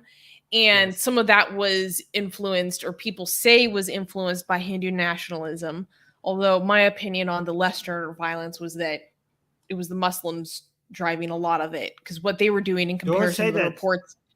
No, literally, in the Leicester incident, there were various incidents that were perpetuated by people on either side of this Hindu-Muslim quote-unquote divide, right? Okay, if we took a tally on column, was like, okay, what the Muslims did on one side, what the Hindus did on one side, based on the reporting that I read, there would be more stuff that the Muslims did in that back and forth than what the Hindus did. In terms of what I read and what was reported, I think one side was perpetuating more. My understanding, okay. What I did see from the Hindu side was there were some Hindufaness to it. It gave me that flavor. I'm sorry, but Jai Shri Ram is like that kind of dog whistle nowadays. That's where we're at. Anyways, so that incident in Leicester in the UK brought a lot of tension to this issue of having this communalism that's happening in India that has been greatly exacerbated over the past almost 10 years, and is now at the forefront in seemingly being felt in other places in the world. And one of the incidents of this that shocked me, so in New Jersey, there's a city called Edison. And New Jersey has one of the largest populations of South Asians in the United States. This town in Edison has a huge Indian American population. And so they were having a giant festival for Indian independence. And at this festival, one of the things that was involved, like in this parade, was a bulldozer, which is shocking to me. Because if you're familiar with what's been going on in India, especially throughout this past year, is that in incidences of particularly what happened in Kargan, like when people are accused of communal violence, there are state apparatuses that will come in and literally just demolish someone's home in a bulldozer in complete absence of the law. To the fact that the Supreme Court has ordered that it must stop, it's continued anyways. It's a form of collective punishment, and yeah, complete disregard for like any standard of law and practice, and it's blatantly illegal in many of the specific incidences that have happened. So to see that symbol of in this fair, in this parade, in an American context is like, oh wow, like that's, I don't know, that doesn't happen by accident, right? It's not like you just have a bulldozer involved in this form of parade just like by accident. There was this other incident that happened in Anaheim where people started to screaming at each other. It was a confrontation between protesters over these issues. And so it's interesting to see like the influence of these things happening otherwise. And in these articles that I was reading about this, it was important to think about how this affects like everyday Hindu Americans in particular, because they are essentially, in many cases, being asked to like clarify their politics on things right away. Like if they are not, like, what side are you on, blah, blah, blah. And I can see how that could be a very uncomfortable experience for a lot of people. And then if they're not on quote unquote the right side, or maybe they have an opinion on something that's just slightly more right leaning, being automatically painted as a Hindu nationalist because of that, I don't think is fair. Like I know ex-Muslims who have opinions on like the CAA that goes against the dominant opinion. And because of simply their opinion on CAA, they're painted as a right winger and like a Hindutva sympathizer. And they're like, no, I just have a differing opinion on this one policy. That doesn't make me a Hindu nationalist or on their side. So I don't know. I think it's interesting to think about how this must be affecting people abroad. Armin, what do you think? No, yeah, I don't have any extra points. I think you covered it very well. But Oxymoron has a study that you might be interested in, saying there's a Henry Jackson report on Leicester tomorrow, arguably pro-Hindutva, but still very detailed. So that would be interesting if you want to look. That would be very interesting. The Henry Jackson Society is very right-leaning, so I'm very curious to see what comes out. Oxymoron is saying, why should the bulldozer be illegal? Are you serious, Oxymoron? Even by like normal right-leaning people's standards, so many instances of the bulldozer situation is patently illegal, where they like issue the notice that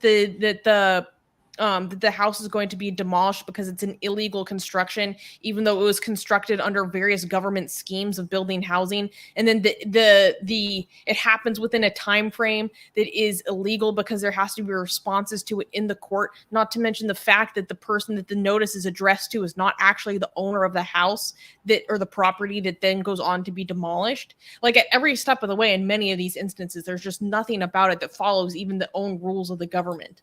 So that's a whole different story.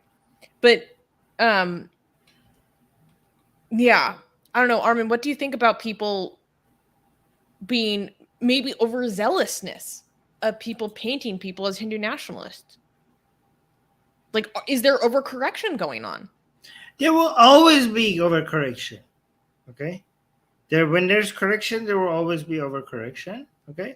The responsible thing to do is, so here's the thing. When there's overcorrection, a lot of people who hate the actual correction will use the overcorrection as a way to stop the correction. We use they cite the overcorrection to try to stop the whole correction. Okay? You know what I mean? There's a good movement going on. It makes mistakes. People who don't like the movement will point the mistakes to shut the whole thing down. Okay? Responsible people will just attack the overcorrection while supporting the correction. Mm-hmm. Yeah. I saw a response to an article about this in the Associated Press and another article in the Huffington Post that, well, I mean, they particularly didn't like the Huffington Post thing because it highlighted Professor Aubrey Trusky, which is like a whole other situation. But the Hindu American Foundation was contesting that this narrative of this polarization, quote unquote, seeping into American politics is racist and Hindu-phobic. What do you think about that? Which part is xenophobic? Sorry, say that again. So the language that the Associated Press used in their title to talk about this, they basically said Indian political polarization is seeping into the American diaspora or something like that. And it said, oh my God, if you said this about any other immigrant population and it's seeping into American politics, like this is racist and Hindu phobic. Well, I mean, other things are seeping. Why is that? Would it be Islamophobic for us to say that a lot of Islamic culture is seeping into Europe? Okay, so I think it would be over. Okay, so here's what's not happening: creeping Sharia. Okay, I think that's overkill. Like, it's not becoming the law of the land or stuff like that, right? So that's an exaggeration. Okay, but Islamic values are seeping into European culture and having an effect on society, but they're not taking over. Like, they're not dominant or something like that, but they are major influence in Europe. So I guess if they are, I mean, you could, maybe what you're saying, you could say that to somebody who's not being consistent about these things. Like, they wouldn't call out Islamic ones and they're calling out Hindutva ones, but we call them all out. So we're not being hypocrites here. I mean, I could see how yeah, someone could say maybe like that seeping sounds so insidious, but just talking about that there are, but it's a negative thing. influences that are happening. Like, okay, but of course there are influences across the world. That's like, yeah. Okay, here's why I see somebody might be defensive about it. Okay, there is, with Hindus, we don't have anti-Hindu bigotry as common as anti-Muslim bigotry. Where? In Europe. Okay. Or in North America and Europe. Okay, so the concern is that even if you're talking about values and ideas, the language, the insidious language, might be painting a demonization of the people, like, because of the history that we have. Like, imagine how insidious this would sound if we were talking about Jews, right? This would be like major red flags here. But I think, like, in context, it might sense why we were concerned about some of the languages that we use about some of these more than others, right? Because we are talking about a background of we're not saying these words in a vacuum. We're saying it knowing that there's a culture of violence, I guess. But then the Hindus could also say that, well, maybe Europeans haven't. We feel about the same thing coming from maybe Muslim communities, and now that the Muslim communities are widespread in UK, or, for example, or in North America, we might be concerned about. I think it's a genuine concern. Maybe it's a genuine concern. Maybe you could say the same things with the same message in a way that is less likely to be used as demonization as people. I don't know if seeping. Do you think seeping is like, has that? Like, you think influence would be more? Yeah, I think you're right. Yeah, I changed my mind right now. I think it would be more responsible to say influence instead of seeping, because it's just the way you're talking about it. Maybe it would be used as, but we say that about toxic cultures and religions all the time. I honestly don't know. What do you think? Yeah, I don't know. It's just something to think about, because I like to look up the opinions of people who would say that the way that we talk about it is Hindu-phobic. And given that we're covering it, and this is like the response from the Hindu American Foundation, they think it's basically xenophobic and Hindu-phobic. Interesting to think about. Okay, so here's, for example, nobody would be concerned if we said that about, oh wow, we got a major super chat. We'll get, wow, okay. Jeez, yeah, okay.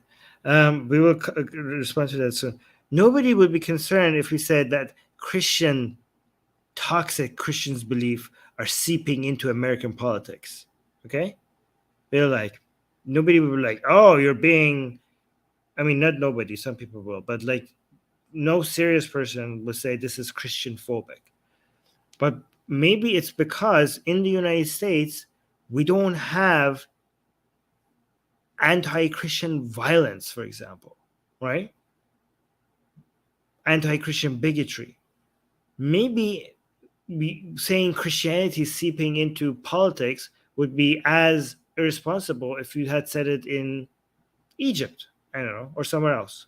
Like maybe you have to be more concerned about the language you use depending on where you're within what context you're talking about. But then now, if that's the case, then when we were on YouTube, what the hell do we do? Okay, because then you don't like, well, what context do I have to be concerned about now? We have an international audience. We have Americans.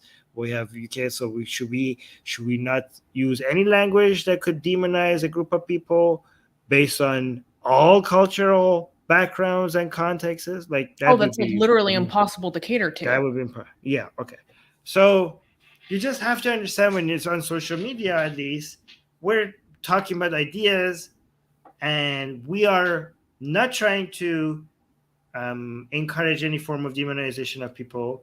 And if we do that, if you think we're doing that, we'll try to keep an open mind on your concerns about it. I think that's the most responsible thing we could do, right? We're not talking about demonizing people.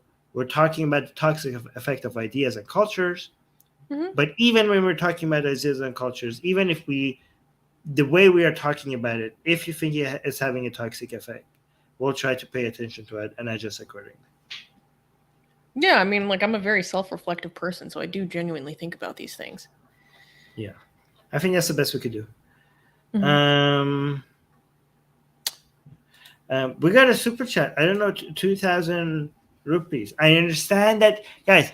I understand that if you convert this, you might think like, oh, that's nothing. But no, in India, this goes a long way, I think. Oh my God, yeah, it's crazy.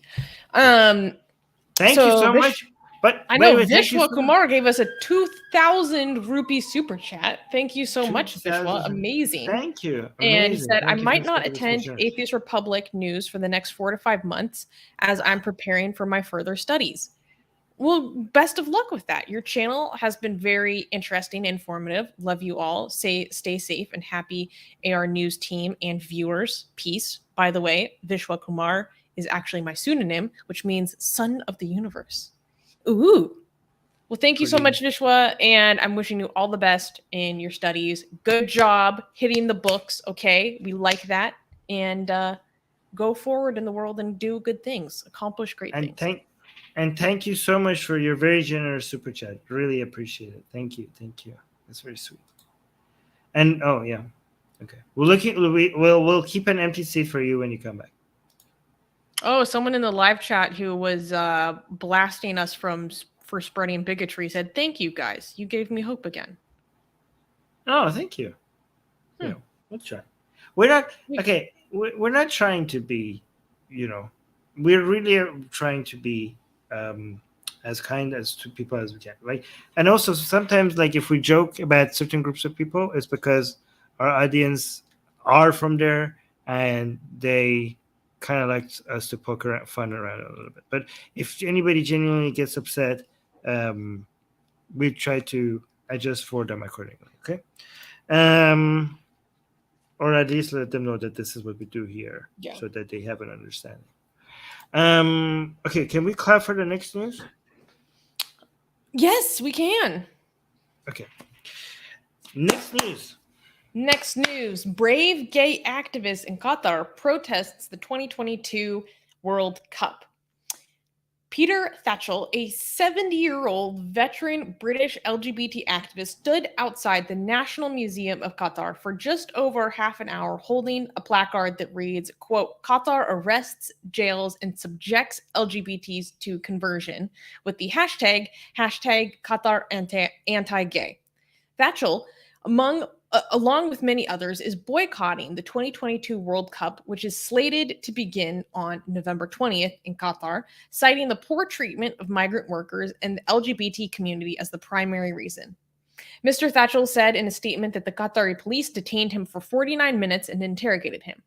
The Qatari government later released a statement denying that Peter Thatchell and his colleague were arrested and detained. They claimed that he was, quote, cordially and professionally asked to move to the sidewalk.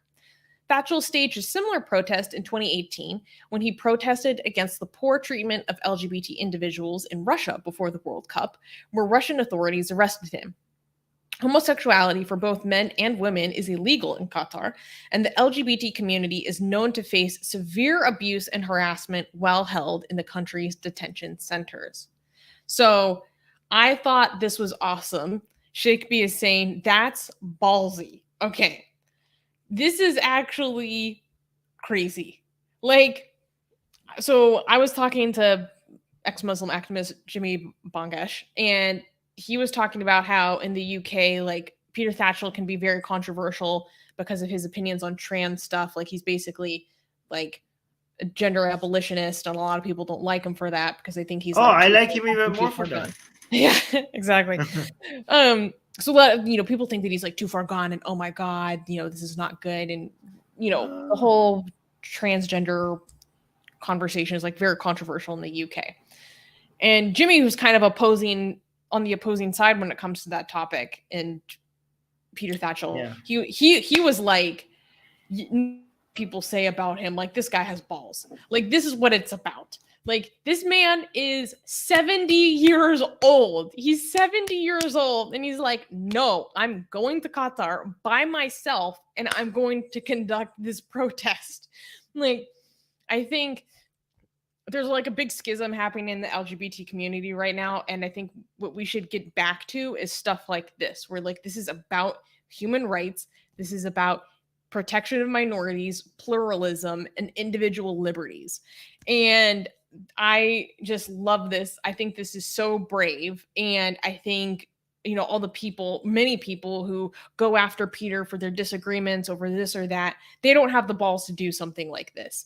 And put themselves in a position where maybe they could have serious legal consequences to conducting something like this. Luckily, they just detained him for a little while, questioned him, and then emphasized that he should return to his country as soon as it's convenient. So the consequences were as minimal as possible, but it's still really impressive. Yeah, I mean, Qatar would, in this context, I don't think Qatar would dare be abusive to him or touch him, especially because he's a foreigner. But still, this is very brave, and I would like to cheer my cough syrup to this man. Cheers. I know, if you guys haven't noticed, Armin has just been drinking cough syrup out of the bottle for like 2 I am weeks trying. This is the only reason I can continue with the stream, because I have to, or else I would be coughing throughout the stream. But yeah, this is pretty impressive. By the way, I'm a gender abolitionist. Like, you straight out of the bottle on camera. What else? How else would you do it? You take the little cap and you fill it up to the dose. And anyways, that's not how this cap works. No, there's the other caps, Yeah, but this one doesn't have that. So what's wrong? Okay. Anyways, I'm also a gender abolitionist, and I had an argument with Jimmy about this. Like, I'm glad. I thought all British LGBT community has gone full turf. So we see that that's not the case. We have gender abolitionist British gay activists, which is great. Yeah, I think. Wait, there is. By the way, guys, I don't know if people understand what gender abolitionist means. Like, we should have a debate about it, because I don't think, Susie, you're not a gender. You're like more on Jimmy's side, right? Not completely, but I'm not a gender abolitionist. I used to be. Okay, I am a gender abolitionist. Woke and lost my mind and thought I was trans. Okay. I didn't. Okay, not being gender abolitionist and being woke are not necessarily the same thing, but we could talk about that later. The vast majority of the time it is. Okay, but that doesn't mean that that's necessarily the case. Okay. Okay, back to the story. Yes. Apparently, the Peter Tatchell Foundation has claimed that this is the first ever LGBT protest in a Gulf state. So the first ever LGBT protest in Qatar, and the first ever LGBT protest in a Gulf state. If true, how badass is that? That's pretty badass. Soha saying Qatar is horrible, as they also trick people into working contracts to find themselves treated as slaves. Yes, another problem with Qatar is slavery. people whose Yes. passports are taken. That's one thing he talked about when he did this, was like, this is something he wanted to highlight. Actually, Armin, if you scroll down in the right up on our site, we have a little video. Oh, so let's there watch we that. go.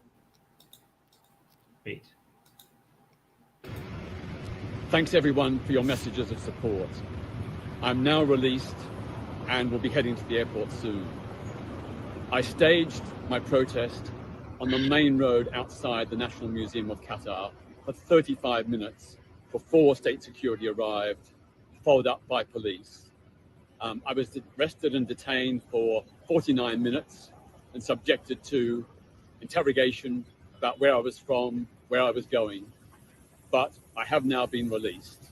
But the most important thing is, this protest was to shine a light on the abuse of human rights in Qatar. This is the first ever LGBT plus protest in Qatar or any Gulf state. But also, I sought to draw attention to the abuse of the rights of women and migrant workers as well. I stand in solidarity with those brave Qatari human rights defenders who cannot express their point of view because they fear arrest, jail, and possibly even torture. I salute them. They are the true heroes. Okay, that's very important the way he framed it. That's pretty amazing because he is like, look, this is like so amazing because he's like, it's not about me. He like tried to read because this is difficult for an activist for these places to do. Okay, the only reason why he's released is because he's British. Okay, because if he was from the Gulf, he wouldn't be this easily let go, right? And when So Qatar talks about, sorry, go ahead. No, so he is doing what amazing activists like him do. He's like acknowledging that real he's saying that the real activists are the blah blah blah, like are the people who are in these places or doing the same thing I'm doing with a lot greater risk. So like this is, I don't know, like this is perfect. This is a perfect message, a perfect protest, and made history, setting hopefully leading the way for others to come. But go on. I think that's the most important point because he's highlighting the fact that people actually from Qatar like cannot do this. Qatari people cannot do this. And when you read, because Qatari officials have been pressed super hard about how LGBT people will be treated when they go attend the World Cup, right? And this has been a huge point of concern, and the media is highlighting this constantly.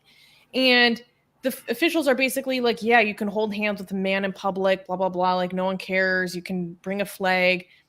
It's fine, da, da, da.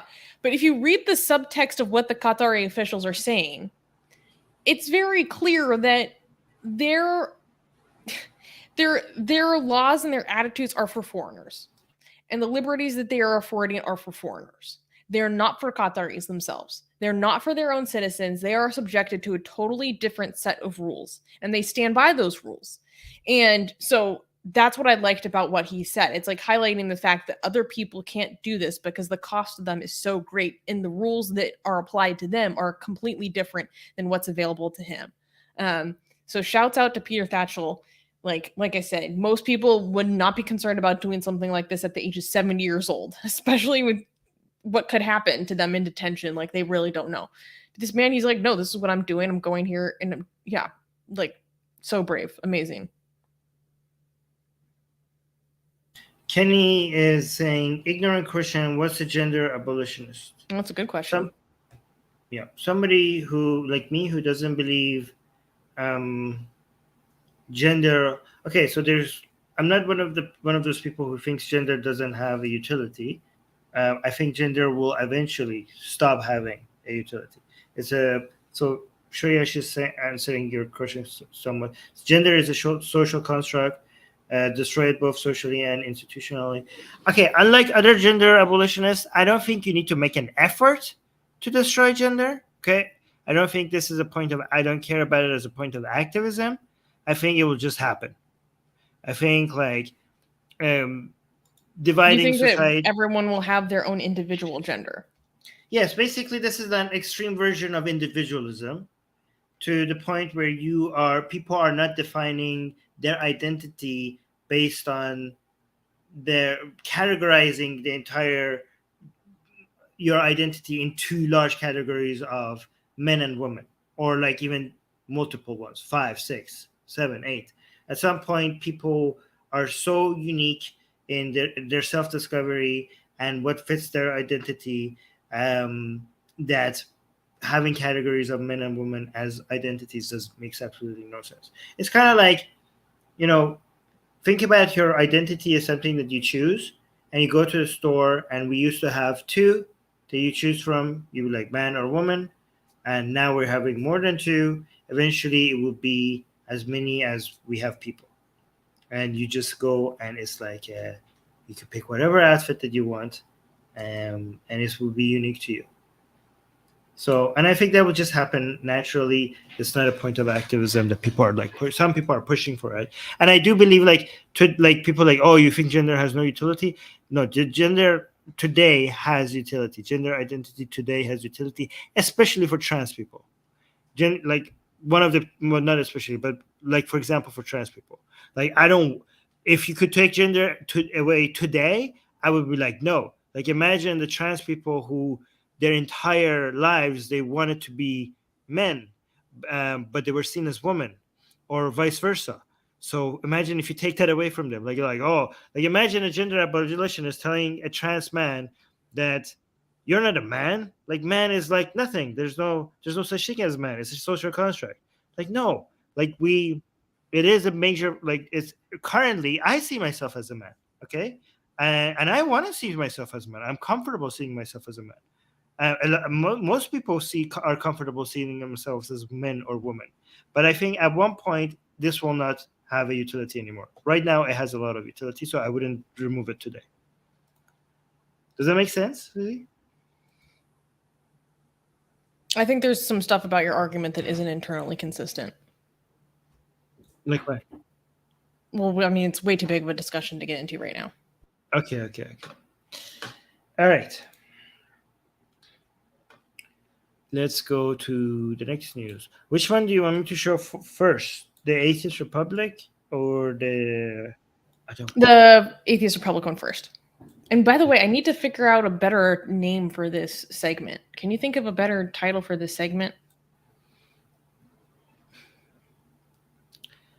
Atheist Republic Community Delivers, or no? Okay, we'll think of a better title from this segment. But basically, let's give a big clap, Armin. Okay. Wait, hold on. Wait, I need cough syrup. Oh my God. I think you're dependent on this.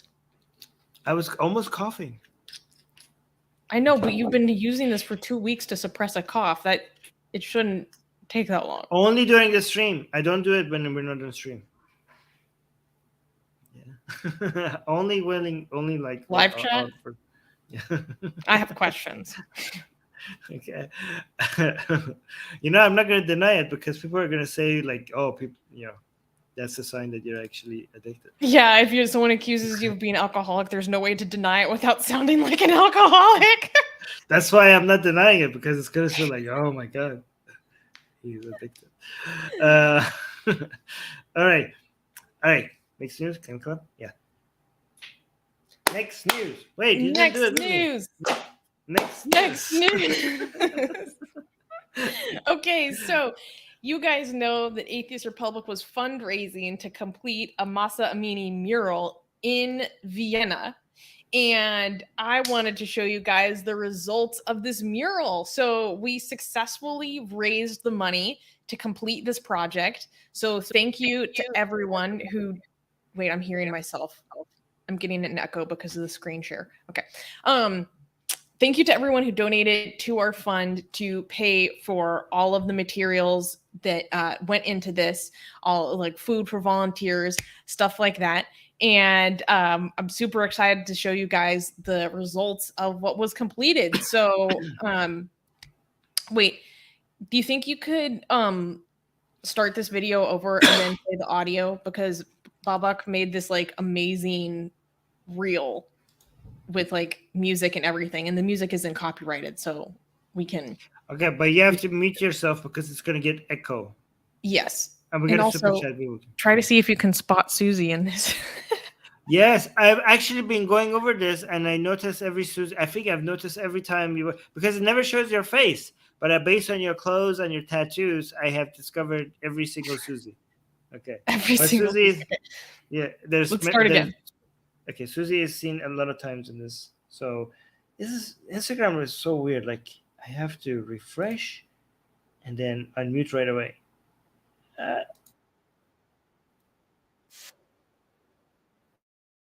We don't have screen audio. Now we do.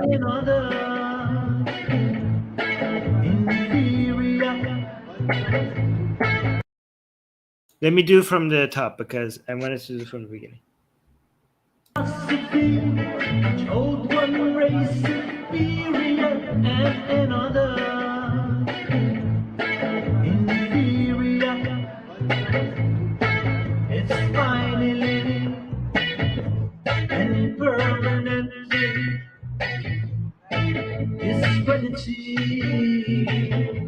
and abounding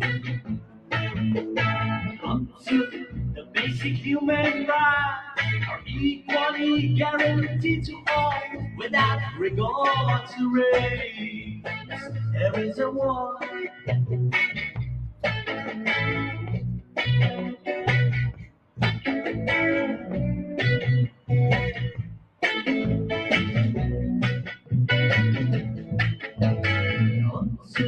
The color of a man's skin is of no more significance than the color of his eyes. There is a war. We Persians will fight. We find it necessary, and we know we shall win. We are confident in the victory. Root of evil.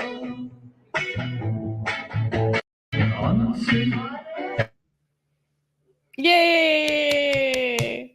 So thank you to the leader of our Persian community at Atheist Republic, Babak Dalivand, not only for making this amazing reel, cutting together all this footage, but also for organizing this entire mural. Like, this was a brainchild of his, and then he helped bring together all these artists and people who are passionate about what's happening in Iran to come and, have this opportunity to come together and express how they feel about what's happening and show their support.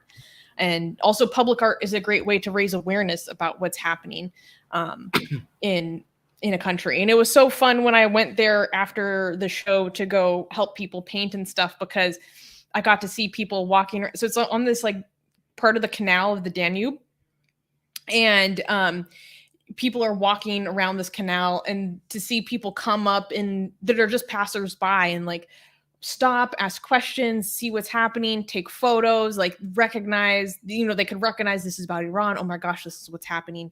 And now they see their own community in Vienna, like talking about it, showing their support, showing what it means to them. It was really, really cool. And I had so much fun. There's good food. People are bringing like brownies, and of course we had lots of tea. Okay, the tea that's required, right? So coming together, and I wasn't there for the whole thing, obviously, because I had to do the show that day. But yeah, it was really, really, really beautiful, and I know it meant a lot to a lot of the team that participated. They brought their kids and their friends. Yeah, it was really, really incredible. And this was made possible in part because of the Atheist Republic community donating funds to help the local Iranian community make this possible. So big thank you to everyone. And actually what's really cool is that this was featured on Iran Wire. So if you know me, basically every week when we talk about Iranian news, I reference Iran Wire as one of the best sources to go find information about what's happening. Really good quality journalism. And when Babak posted this reel on his Instagram, this has received almost 200,000 views. And so it kind of went viral. And he was contacted by Iran Wire and interviewed by them about this project, about the community who put it together. And so then Iran Wire reposted it to show what the community's doing. And that was really cool. And I had a full nerd moment because I'm like, oh my God, my hands are on Iran Wire. But I just thought that was really cool. And I was really excited, and I was really excited and proud to see the efforts of this community highlighted in that way. It was really, really exciting. Yeah, Dia's saying, wow, fantastic. Wow. Yeah. Amazing, grape. Wait, where's my grape? Oh no, I don't have the grape meme ready. Okay. You never have the grape meme ready. But yeah, it was a lot of fun. People came out, had music. We had speakers blasting, like Persian rap, like a revolutionary protest music. It was a lot of fun, and I really enjoyed meeting new people, making friends, and having that moment to like come together. And people really appreciative of the funding that our community provided to help make this project. So thank you to everyone. And I'm super proud and happy. I have some more photos we can show if you would like. Wait, the most important image. The most important image.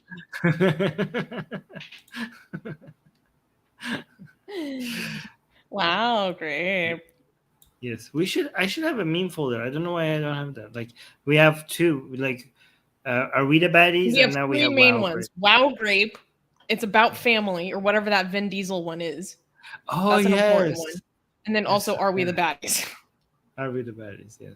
Okay. Oh, you have constant something meme reference. Wait, can you bring? I didn't know. I only now noticed that she has a Pakistani flag. Did you notice this before? The whole thing about this meme is that she's Pakistani, Armin. Are you not paying attention? I know that, but I didn't know that she also. Of course, I knew that. What the hell, Susie?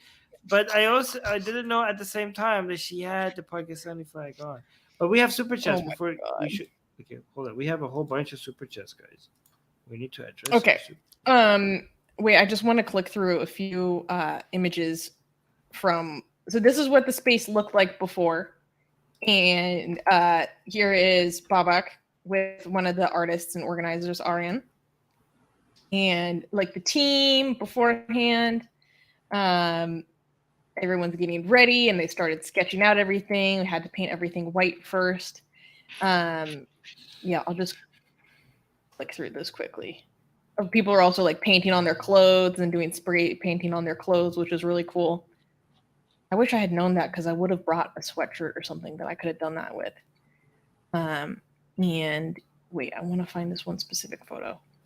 So the money that we raised, the money that Atheist Republic raised went to their food and supplies. Oh, this is Babak management, right? Mm-hmm. Looking like a cutie. Yeah.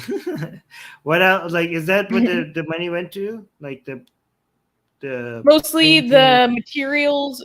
There were people who, so in terms of the overall costs, it was like at least 518 euros, and we raised like 500 euros. And there were people who also paid for food, and we offered to compensate them for the money that they spent on food, but they were really firm in saying that no, they wanted to contribute that themselves. So it mainly went towards the cost of all the materials and like the generator that was needed to get the lighting and the paint spray gun in place, stuff like that. Well, thank you guys. Thank you for making this possible. Those are amazing. We got a 20 euro and a $50 super chat. We're getting like big super chats. We just like in the past minute we made 70 more than $70 in. I just wanted to show this cute photo of like the mural when it's done, and then like the whole team. Isn't this adorable? That is amazing. Yeah. It was really great. I was really glad that I was able to participate. I didn't get to stay until the end because I was literally falling asleep like on the sidewalk. Well, I had to come literally.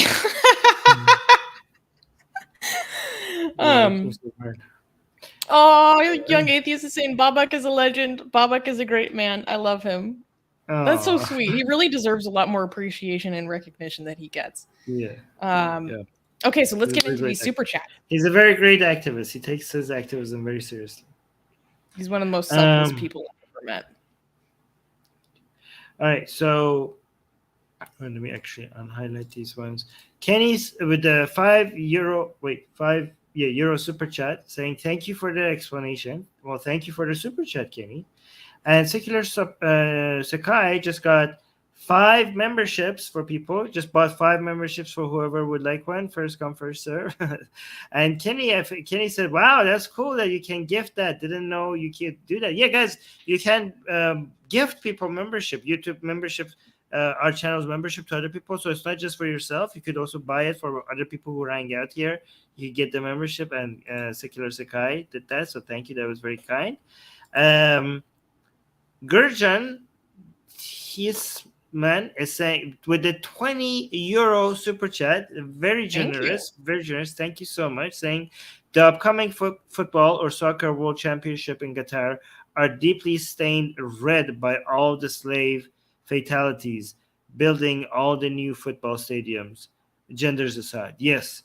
So other than gender issues, we have modern day slavery. We're not talking about things that are called slavery, like wage labor or stuff like that. No, actual slavery, like not just because people are getting paid less. We're talking about people that cannot quit their job. So literally slavery. Okay. So yes, and that's happening in advanced country like Qatar, which is supposed to be for the sake of an international global sports event that is supposed to be a symbol of the world coming together. It's disgusting. Exactly. And it's also, stained with racism as well, because it's about which races as well. That's a very good point. Yeah. Thank you for thank you for using your super chat to bring attention to such an important issue. Like, that's very. And we got a $50 super chat, which is crazy. Thank you so much, Secular Sakai. $50 super chat. Guys, you don't understand. This is like for a channel as big as ours. These are major super chats. Like, you see these kind of super chats with only in channels that have, like, I don't know, at least 100K subscribers. Like, for a channel with our audience, you shouldn't be getting super chats like this. So this is that means, like, I don't know. You guys are showing us a lot of love. Thank you. Yeah, Secular really Sakai is saying, yeah, thank you.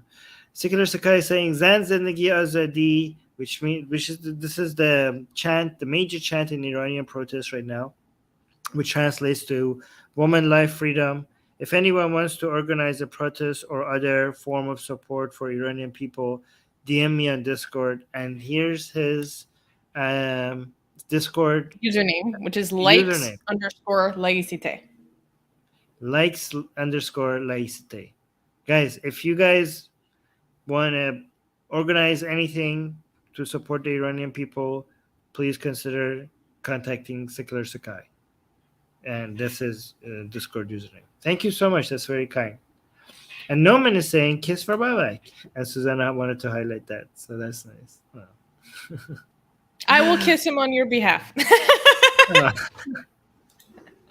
Don't worry, guys.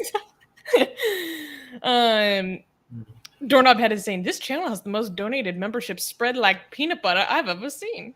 True. Yeah. For our audience, is pretty. We have a very tight-knit community.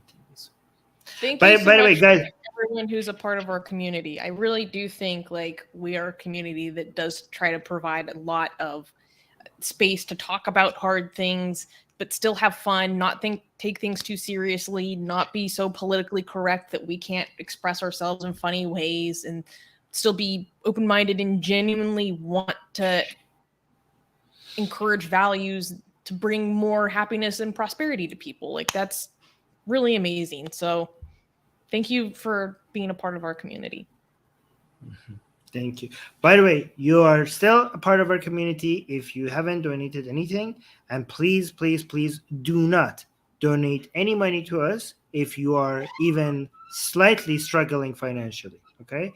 No financial. If you want to support us, and you're struggling, or even just a little bit like struggling, you could just like the video, and that actually helps us financially. Okay, so no need to donate any money to us. Just liking the video has no cost to you, but supports this channel financially, because you liking the video means that we're going to have more views, and more views means more ad money, and that will mean us being able to pay more of our costs. Okay. Yeah, and Shreyash, by the way, just celebrated his 3-month membership with a comment, 2 months on a gifted memberships. Okay, but on a gifted 2 months on a gifted membership.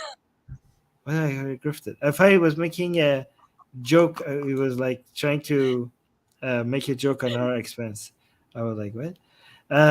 2 months on a gifted membership. Wait, I thought gifted membership don't last that long. I really have no idea how it works. I thought they just expired like I thought they just expired like this. Okay. You need to know. All right. But yeah, by the way, guys, we actually do want to make sure that we're not taking advantage of any people here financially, like, because if we are like, so thank you, you're supporting so much, I'm worried about actually like accidentally like grifting and stuff like that. Okay, so every time I appreciate people who support us financially, I want to constantly remind you that not to support us financially. Like, I'm not just saying that. Genuinely, you're here. I will tell you this: you are a moron. You're an idiot. Oh my god! If you support us, if you support us financially while you haven't had your finances in order yourself, it's very irresponsible of you. You know how in plane you put the mask on yourself before you put it on someone else? Always remember that before you support anybody. Okay. Anyways, Susie, do you want to add anything? We support and promote financial health here. Okay. Yes. Okay. Oh, and we got another. Thank you for a fun show today, everyone. Please come back next week, where we will. Yes, and Varun gave us the last super chat for today. Varun sent us a $2 super chat saying, by the way, Varun sent us a lot of super chats today, so thank you for that. Varun saying, you learned about non-Islam religions in school? I think this is a question. No, I studied it myself. I studied other religions myself. Okay. Anyways, thank you so much for the support. Today was a 4-hour stream, and I'm not built for that. Okay, yes, guys. Bye. Love you guys. Bye. Bye.